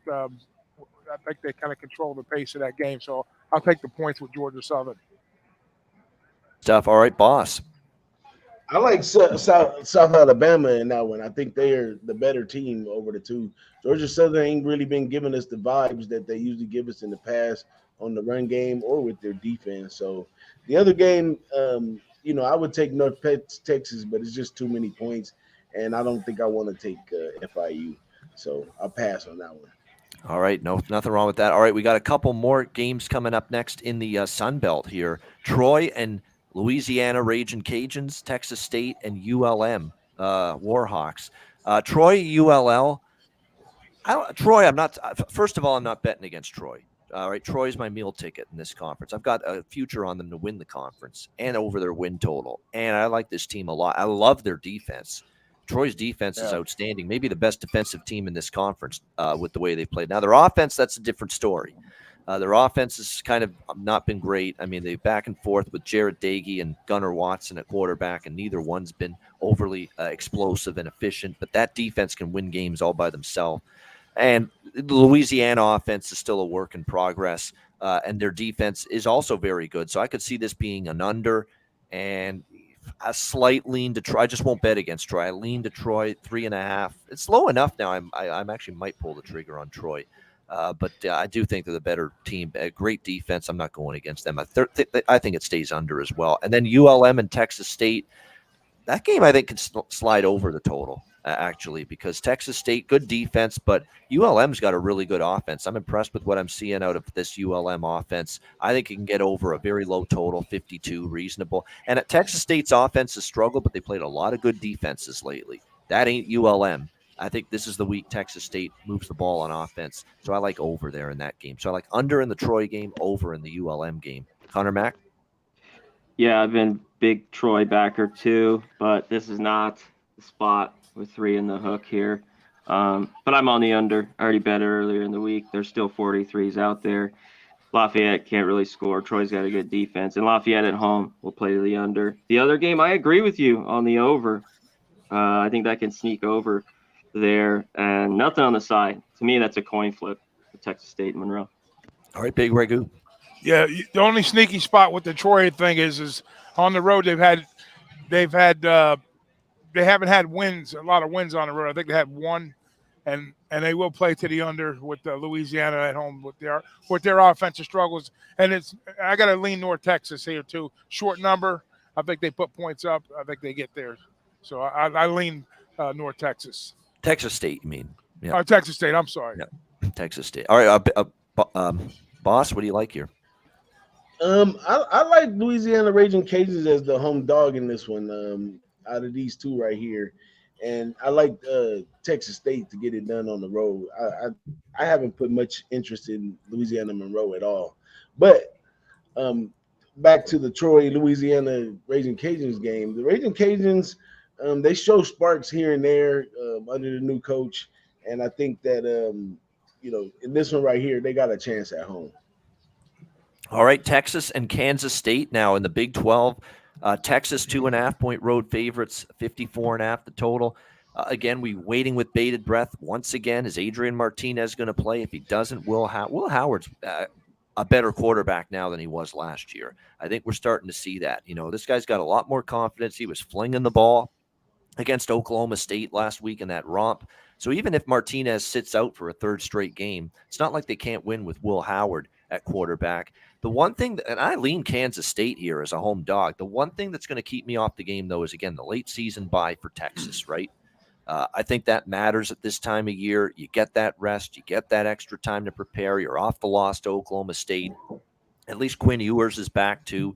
Definitely Texas is better with him at quarterback. So that's what's going to keep me off K-State is the fact that Texas off the bye here. I lean over the total in this game. Big Ragoo, what do you think? I like the Texas in the first half here, coming out ready to roll. But I think full game. If Martinez goes, I'm on the over too. But I like Texas, off the bye first half. Texas first half coming off the bye week here for Big Ragoo. All right, Conor Mac, what do you think here? Texas, Kansas State. This one's tough for me. Texas coming off this bye. I still like Kansas State at home. I don't know if I get to the window. And I thought the total was interesting. I was just going back and forth with it. So, yeah, all in all, I think I'm just going to pass. I lean Kansas State. All right, pass, but lean Kansas State, boss. I like Kansas State in this one, too, as the home dog. I think that they're a really strong team. They may be the one over there in the Big 12. So give me Kansas State. All right, liking Kansas State here as well. All right, let's do the next two here at 7 p.m. Eastern time. Let's go to a couple in the Mountain West. So this is Big Boss country right here. BYU, Boise State, UNLV, San Diego State. I laid it with Boise.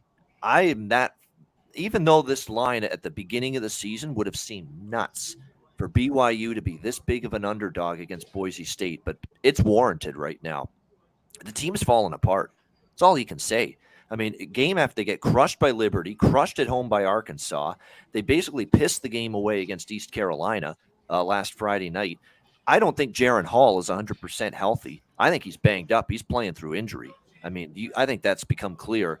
And now Boise State is just rip-roaring right now. Since Hank Bachmeier jettisoned out of town, since they fired their OC and made Dirk Cutter the offensive coordinator, it's been a different Boise team.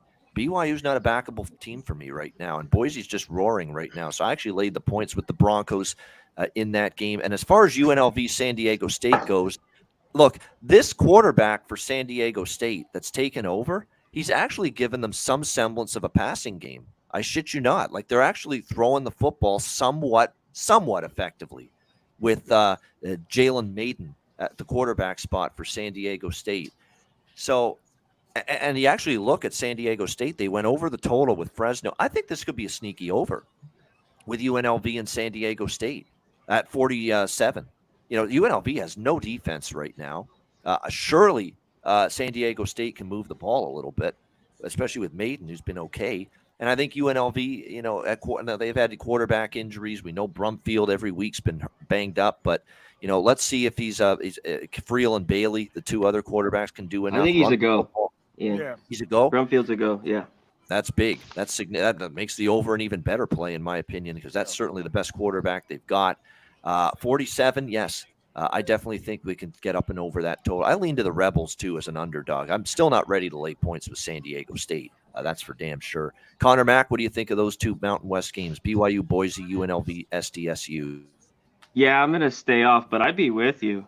I'd lean to Boise State. You can even just say 4 weeks ago, about this line is a little bit crazy. I don't know with BYU. Maybe it's enough and they get up for it, but I want nothing to do with that game.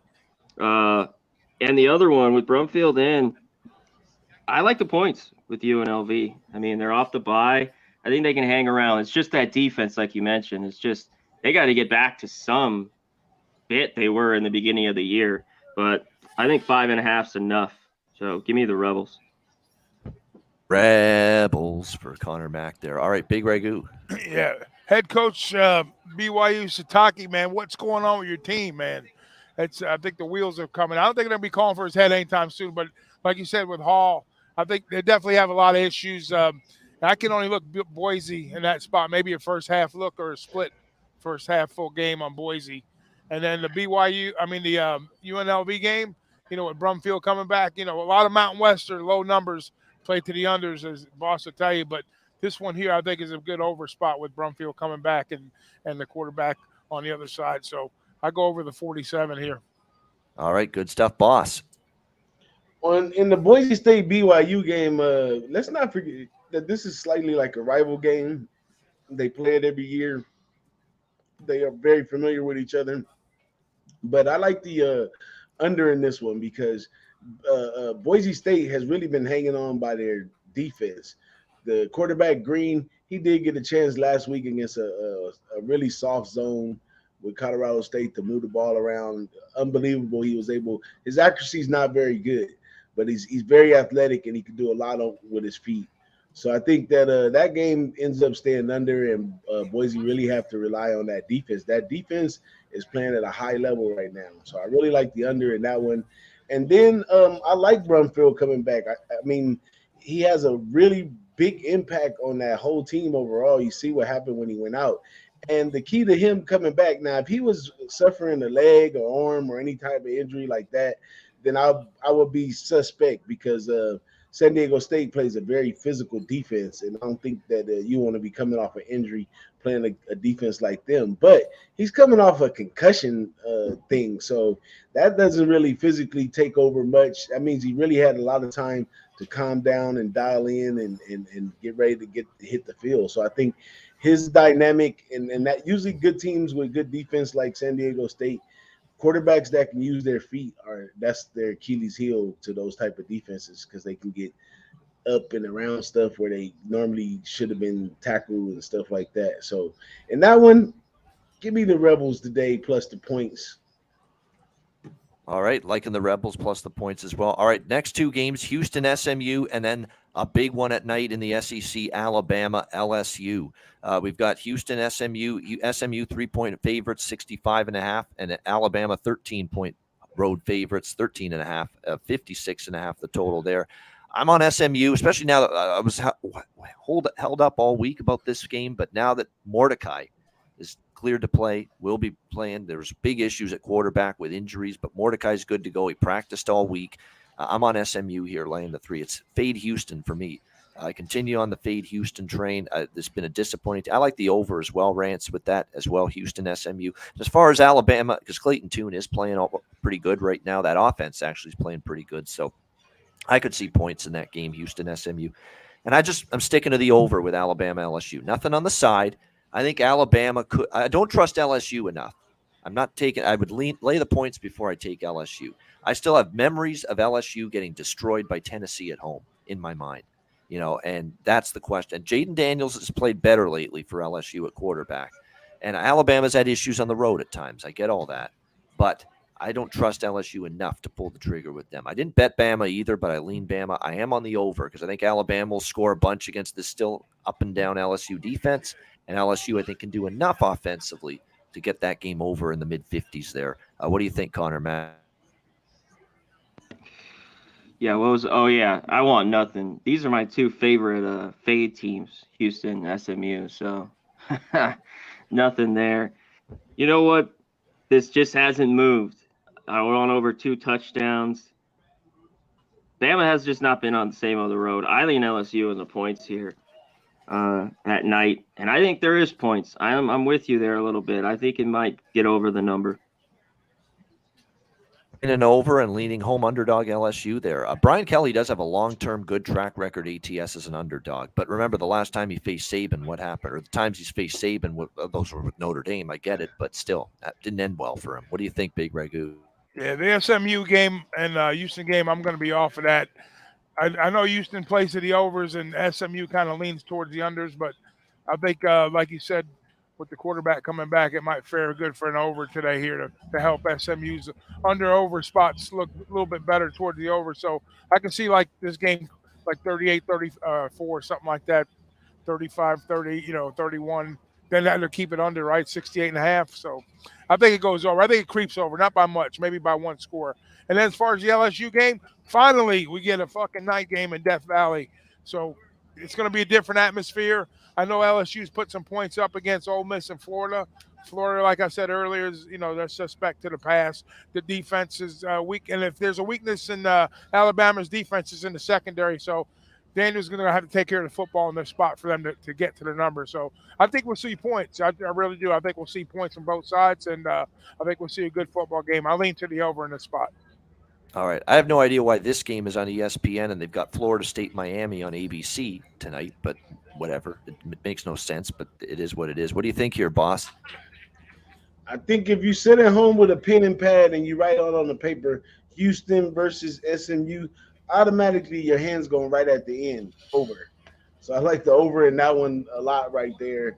As far as this LSU and Alabama game, I'm going to take a chance this time. I mean, for what I know about Brian Kelly and his ability to try to beat Saban, the first time, we got waxed 54-6 or something. And then the second time, he took a pro-style approach and kind of limited the damages, taking it slow in the game. I think he does that today as well. But you got to remember, this is why he came to LSU. He came to LSU to have the athletes that could beat Alabama if he got them in position to beat them. And it's just way too many points in such a high matchup right here. I think this game comes down to maybe 7 or 10 points. Either side, either LSU could outright win by 7 because Kelly is no joke. He's gonna have some schemes. He's gonna have some plays. He's gonna have some things up his sleeve for Saban. He knows the guy well. He's played against him several times, and this is a part of his goal. This is a part of what he's doing right here. Just like all the other coaches in the SEC, they come to beat Saban. So Saban by no means has an easy slate. He's going to Death Valley at night. Give me that 13.5 points with LSU. There you go, liking the home underdog here. All right, we'll do a group of games from 7:30 because a lot of them are mediocre games here. We'll do South Carolina Vandy, Arizona Utah, Michigan Rutgers, and James Madison Louisville. They're all at 7:30. South Carolina Vandy, I'm laying the points with South Carolina. I think you're getting a discount now. I know it was a bad game against Missouri last week, but this is a game where I think now we're undervaluing South Carolina a bit. We're overvaluing Vandy a little bit. Vandy's still rough. A.J. Swan, the quarterback's been banged up for them all week. I think he's going to play, but I don't know if he'll be 100%. I like South Carolina less than 7 in that game. Arizona, Utah, I like the Utes and I like the over. I think Utah wins by 3 touchdowns or more. They score at will against that horrible Arizona defense, but Arizona with Jaden Delora can punch in some scores, and we know Utah's defense isn't nearly as good this year, and I think it goes over that total as well. Michigan Rutgers is a pass. James Madison Louisville.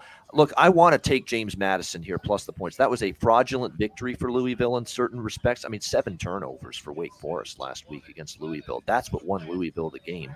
It was all turnover related, and I think it's left them overvalued here. But the problem is we don't know if Todd Centeio is going to play for James Madison.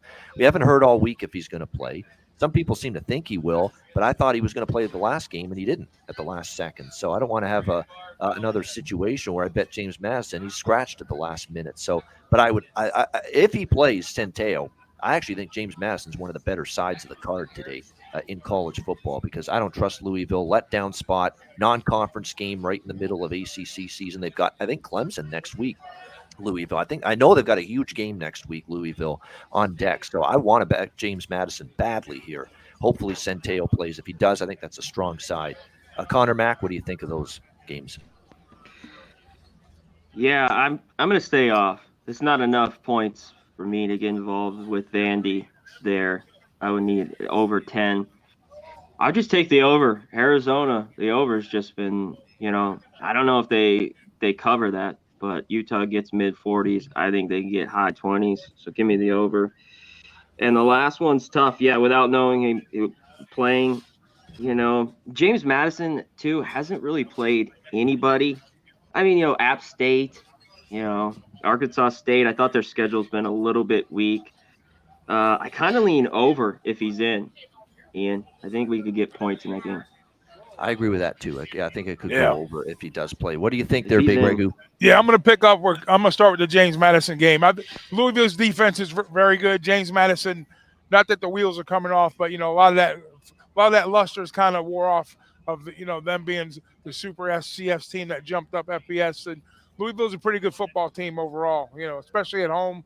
So I kind of lean. If he's in, I'm with you guys. If you look at the number now, it's 52.5. So that's telling right there. So I would lean Louisville at home under a touchdown if no Sentinel plays. And then I'm all over Utah. I think they win by triple digits or high double digits, like triple score, like 21 to 24 points. And the South Carolina game, I think it's a buy-on opportunity, even though the open came off 7.5. You're still laying under a touchdown. And like you said, Ian, I think overvalue on Vandy here. So I'll take the Gamecocks on the road in this spot at Vanderbilt to cover the number. So Utah for me and South Carolina for me, cover the numbers. All right, boss. I pass on the Utah game.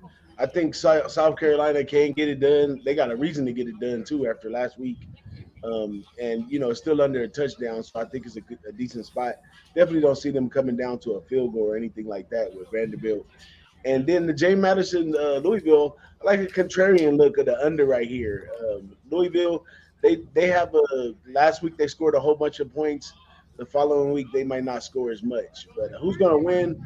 I'm not 100% sure on each side, but I think defense gets in the way, not as many turnovers and all that stuff. So we're getting a little value with taking the under after such a big performance last week. All right, two more 7:30 Eastern kickoffs. Florida State, Miami, Auburn, Mississippi State. I'm laying it with Florida State. I mean, Miami is – I don't care if Van Dyke plays or not. Miami is a disaster at the moment. Defense is no good. Even the offense with Van Dyke has struggled all year. I don't love laying points usually in a rivalry game, but I'll make an exception. I think there's a sizable gap at the moment with Florida State against Miami. I'll lay the points here. Florida State 7, and you can get 7 now in some spots here. So shop around in this one. But I'm going to be on the Noles here. And the other game, Mississippi State off a bye week and 2 blowout losses they had to Alabama and Kentucky. But they're off a bye week. They're 4-0 straight up in ATS at home. They played great in Starkville. I could only look Mississippi State, but Auburn fired Brian Harsin, and we often see the first game, there's a spark for that team. Let's see if there is for Auburn, but I'd still only look Mississippi State. That's not enough to get me on Auburn. What do you think here at Conor Mac? Yeah, I'm not going to play the Florida State Miami. It's just a rivalry. Miami's been horrible. I think they haven't won ATS 7 or 8 straight. Are they due? Does it happen now? Maybe. I'm going to stay off. And the other one, I kind of like the over. This Auburn defense has not been very good. I think Mississippi State scores a bunch, and I think Auburn could score a little bit on State. So I lean over in that one. All right, lean to the over with Auburn, Mississippi State. All right, Big Ragoo. Yeah, be careful that Florida State game. But it's an in-rival state game for years. I mean, Florida State seems like Miami has won more of late. I've covered more of the numbers of late, but I was leaning like a team total over Florida State in that spot because, like Miami, they've had their offensive struggles, but their defense has kind of been so. But at Florida State's offense, I think it'd be a little too much for them. So I'm not crazy about them being a big favorite like that in Miami. And then the other game with the Mississippi State, I lean that way with them because of the firing. So we'll see what happens. Maybe they come out, Auburn, and they get close on a number here. We'll see if Mississippi State could put some points on the board to get there. But I think there's going to be some offensive challenges for Auburn going forward. All right, boss. The Florida State-Miami game just smells like a complete dumpster fire, and I don't want to have nothing to do with that one. But the Mississippi State and Auburn, so another slut coming after the coach getting fired right here. But I think this time, a lot earlier in the season, some of the coaches got fired. The teams did well after. I don't think Auburn did as well. They let the bleed too long. They've been knowing since the beginning of the season. They knew since May they wanted to get rid of Harsin. Harsin, he wasn't a horrible coach. He just didn't kind of fit in on what was going on over there at Auburn. That's one of the biggest jobs that's going to be open coming in the next season. And so I think it's just chaos and haywire over there. Nobody's focused on football. They figured out where they're going to go and what they want to do, who's coming over there. And I think it's a chance for Mississippi State to take advantage. And I think they covered today. All right, good stuff. And the big 7:30 game coming up next year, Clemson and Notre Dame. One of the big 7:30 games. It is probably the biggest one. Clemson here, 3.5, 4-point road favorites, 43.5. I think the number's short. I said that on the Monday show with Conor Mac hitting the books. I think it's short on Clemson. I mean, we just saw Clemson beat the shit out of Notre Dame in the playoff a few years ago, and I think just there's a difference. Now, I know DJU, had the bad game against Syracuse and got pulled in that game. Klubnik took over, but I think he's back under center today and plays a great game. Remember the last time he played at Notre Dame, filling in for an injured Trevor Lawrence a couple of years ago. He played great there at South Bend. I think it's a short number. I think Notre Dame, they beat up Syracuse, but it was a bad spot for Syracuse last week. I think the number's short. I would lay it with Clemson here, 3.5, 4. Conor Mac? Yeah, I think I'm not going to have a play on this one. I think Clemson's a bit better, and all year it seems like they pulled away late in the fourth quarter. So maybe look at Notre Dame early. Notre Dame at home, we know they haven't covered a number, but they never are a dog. Wind, over 20, rain there. This could be sloppy. So I lean under in this one. I'm going to wait if I bet this game or not. I got a lot of thinking. I will say this about the weather. The weather's supposed to move out before kickoff, the heaviest rain and winds. So that could be some good news in terms of the weather may not impact and mar this game as much as it's going to early in the week. Big Ragoo, Clemson, Notre Dame. Hey, we knew that Clemson, Syracuse was going to be a knockdown drag-out because they always are for whatever reason. That's just how it works out in that series. And DJU, I'm sure his confidence is shaking just a little bit. He's going to – not that he has to look over his shoulder, but – it's going to be on his mind, trust me. And Notre Dame has a way, and DJ will tell you this. I've been dead on spot with Notre Dame and underdog roles. Pine will not be riding the Pine. He'll be riding Clemson's ass in this game. So I'm going to be on Notre Dame outright win in North Bend. South Bend. Wow. Notre Dame can win this game. Absolutely. It's just that their history against, your Alabamas and your Georgias and your Clemsons has been really rough. But Clemson, I agree with Clemson. They're a little flawed. I will say that Clemson has flaws this year. It's not a great, picturesque Clemson team. Let's see what Notre Dame can do. Let's see what the Notre Dame fan thinks. Why is it only 3.5? I like the under in this game. I'm not running from the side. The thing that I see with Notre Dame, what we've done is we created an offense running game by using double tights and unbalanced lines and kind of using some motion with that to kind of throw people off. But then we just running the ball smack head first in the teams. So all these games that we've been fortunately winning, we've been winning the trenches big time. And today we face a defensive line that is going to give us a battle in the trenches.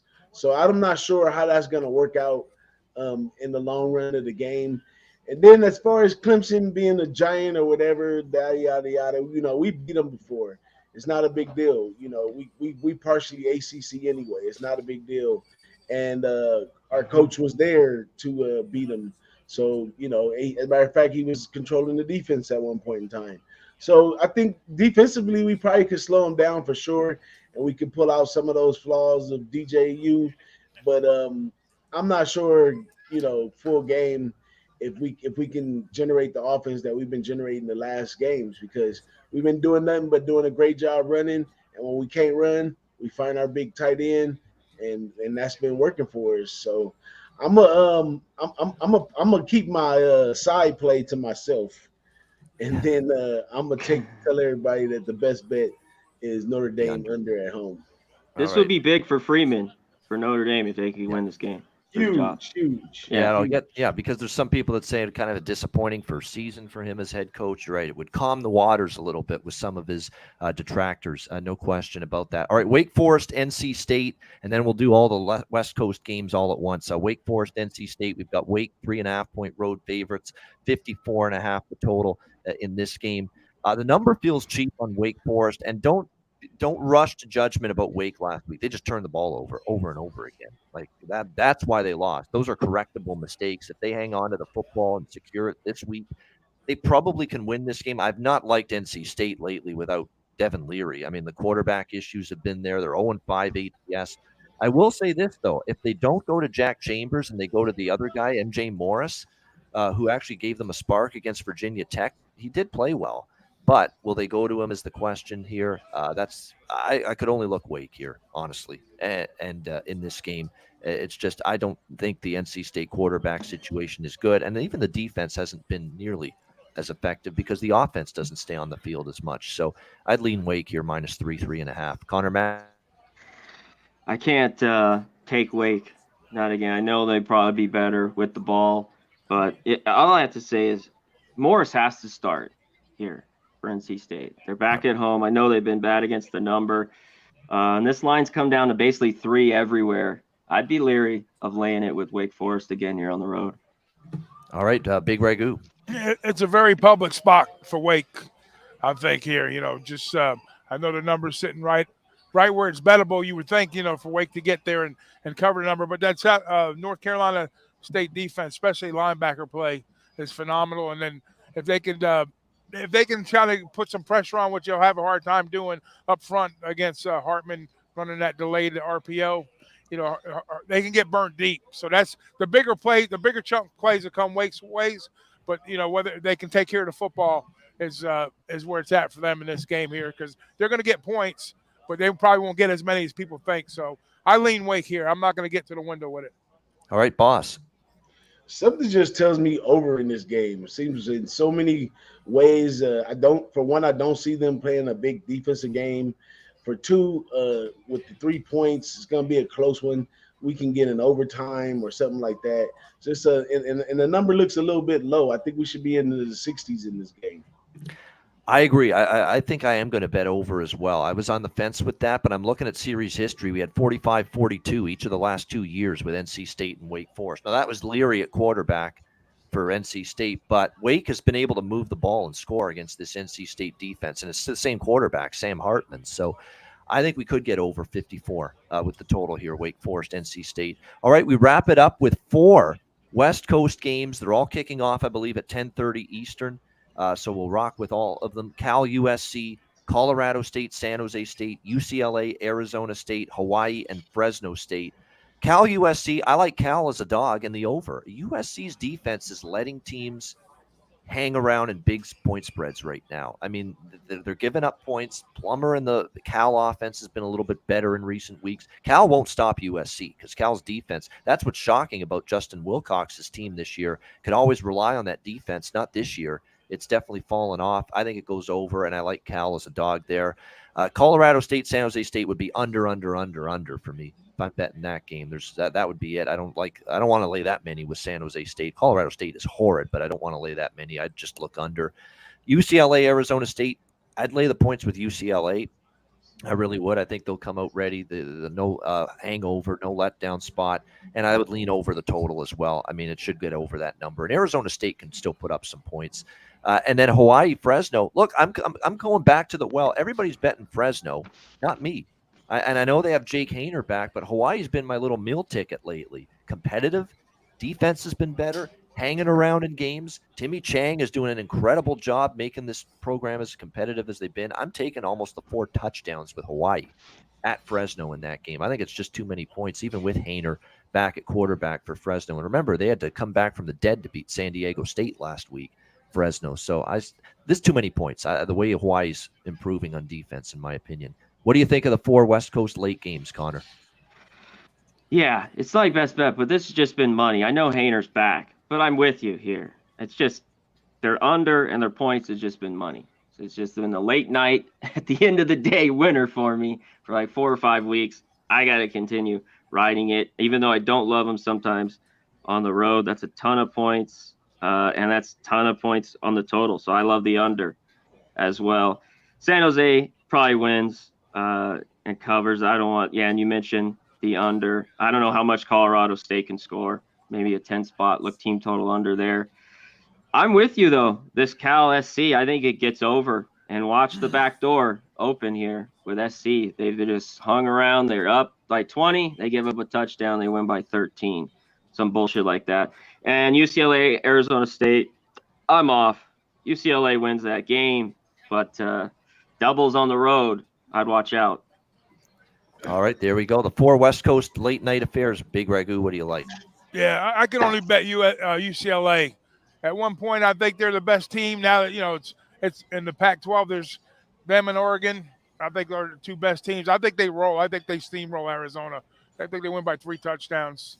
I'm going to keep riding UCLA, and yeah, where the points going to come for Colorado State against San Jose. So that's definitely an under spot, a good under spot there. And the Fresno Hawaii, I like the under in that game too. Even though everybody, you guys like the points, I don't argue with you there, but I think the better play is the under. And USC Cal, I think that game sneaks over the total. All right, the West Coast action, late night. What do you like, boss?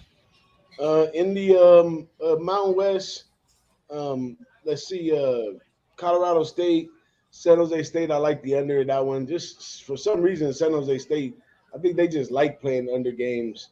And then Hawaii and Fresno State. Sorry, guys, never mess with these games. Hawaii on the mainland is a no-no. I think USC at home could cover. I think I think Cal is done. I think they're wrapping it up for the year, and I think USC is going to take flight. It's been a while since they really got out there and been able to let their hair down and score some points like that. And it's going to be a late game at the house. I think USC could cover in that one, but I'm not going to make it to the window to lay it. And UCLA games go so up and down.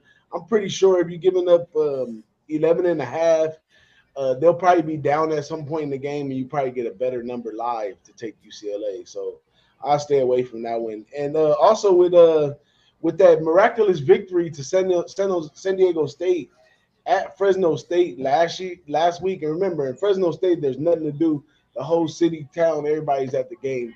I think they're going to be packed in for an exciting game tonight as well. So I don't know. They could get up there that high, but that's really high. But sometimes if you look at the bad side of Hawaii, it's bad. Yep. So that's my take on those.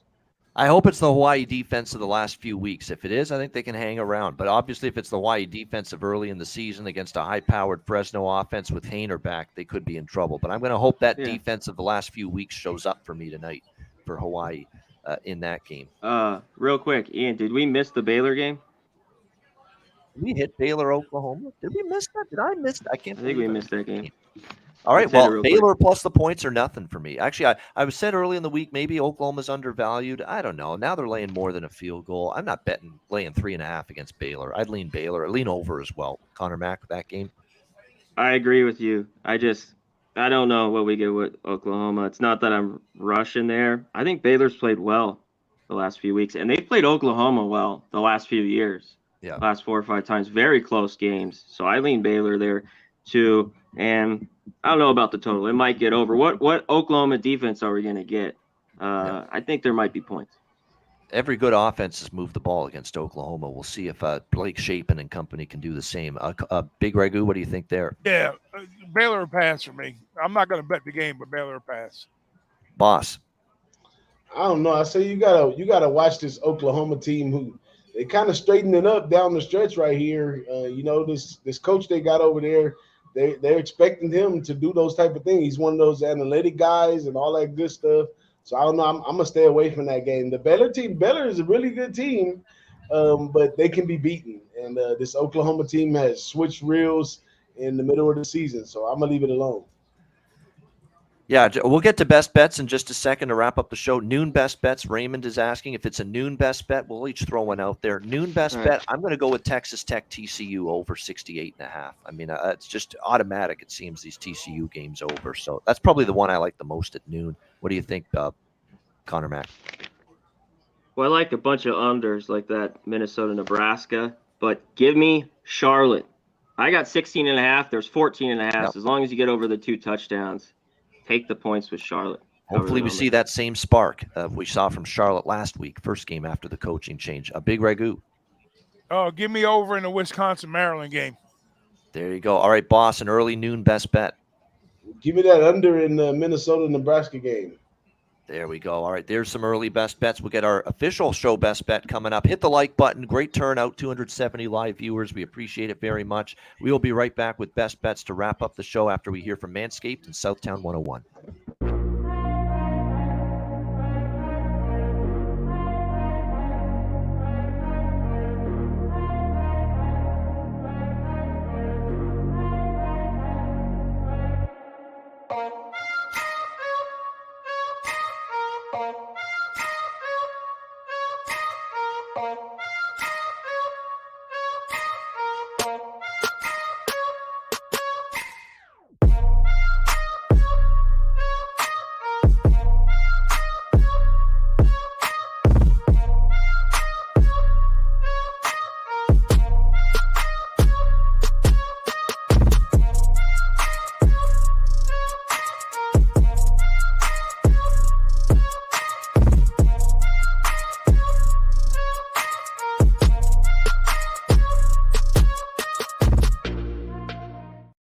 All right, Southtown 101. When you're in San Antonio, Texas, stop in. Great food, drinks, live music, DJs, karaoke. Southtown 101, manscaped.com. Get 20% off your purchase of any product on the site using the promo code PUBSPORTS. Make sure you sign up to be a member on the channel as well. It's only $4.99 a month, 18 cents a day. Get all kinds of great incentives, perks, you name it, the Pub Sports Radio YouTube channel. Make sure you join that as well. All right, best bets to wrap up this Saturday edition of the College Football Pub Up for November the 5th. Conor Mac, we'll start with you. What do you like for best bet? I'm going to unders here. I've been doing too many of these big games.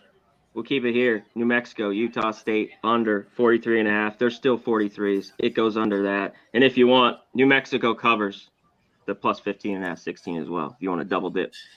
There you go. All right, under for New Mexico, Utah State for best bet. Conor Mac, I agree. Who's scoring points in that game? Third quarterback for Utah State and a dead New Mexico offense, so I agree there. What do you think, Big Ragoo? Best bet? Let's keep that offense going. TCU Horned Frogs over team total. TCU Horned Frogs over the total. There you go. Team total over team for total. TCU for TCU. Big Ragoo with his best bet. All right, boss, best bet. Hey, first I want to give a big shout out to Southtown 101. Boy, would I love some of those wings and a nice drink right now. Yes, and, indeed. Big shout out to all of those that showed me love in the chat, man. I am happy to be back. We're going to fight this health thing and keep it going, and I'll see y'all next week. But my best bet, the under in the Illinois game is going to be my best bet for this week. We got to knock that one down. All right, there we go. Good stuff. Best bet there for boss. My best bet for this card, I mean, there's lots of good things to choose from here for this game. For best bet for me, I'm going to rock with it here. I think it's one of the best sides of the day. If he plays, I'm going to hope like hell he plays, or else this could blow up here. But I'm rocking with James Madison here, +7 against Louisville. I'm going to assume he plays. I think it's a good spot. It's Louisville in between Wake and another big game next week, and a Louisville team that won because of a lot of turnovers. If James Madison protects the football, and they're back in the underdog role, that's what I like. That's where James Madison was a point spread machine early in the year. JMU +7 against Louisville for my best bet for this Saturday card. That'll wrap it up. Thanks to everyone for joining us. Hit the like button. On the way out, we've got Dabby Cab. Live college football bet stream right now for Texas Tech TCU. We've got the Breeders' Cup live stream. Here, the horses. Make sure you get in on that. Big Ragoo will be jumping in as part of that as well. So lots going on here. UFC card later. Yep. Lots going on today on the channel, so stay tuned to Pub Sports Radio. For Conor Mac, for DJ Big Boss, and it's good to see him feeling a little bit better joining us again today. Good to have him back. Big Ragoo, I'm Ian Cameron. Have a great Saturday. Enjoy the games and good luck. We'll see you again next Saturday for the College Football Pub Up once again right here on Pub Sports Radio. Welcome to another edition of the Barking Dead. Welcome, everybody, to another episode of EPL on Class is in session, hitting the books on Pub Sports. This is another exciting edition of the main event on Talking Ant.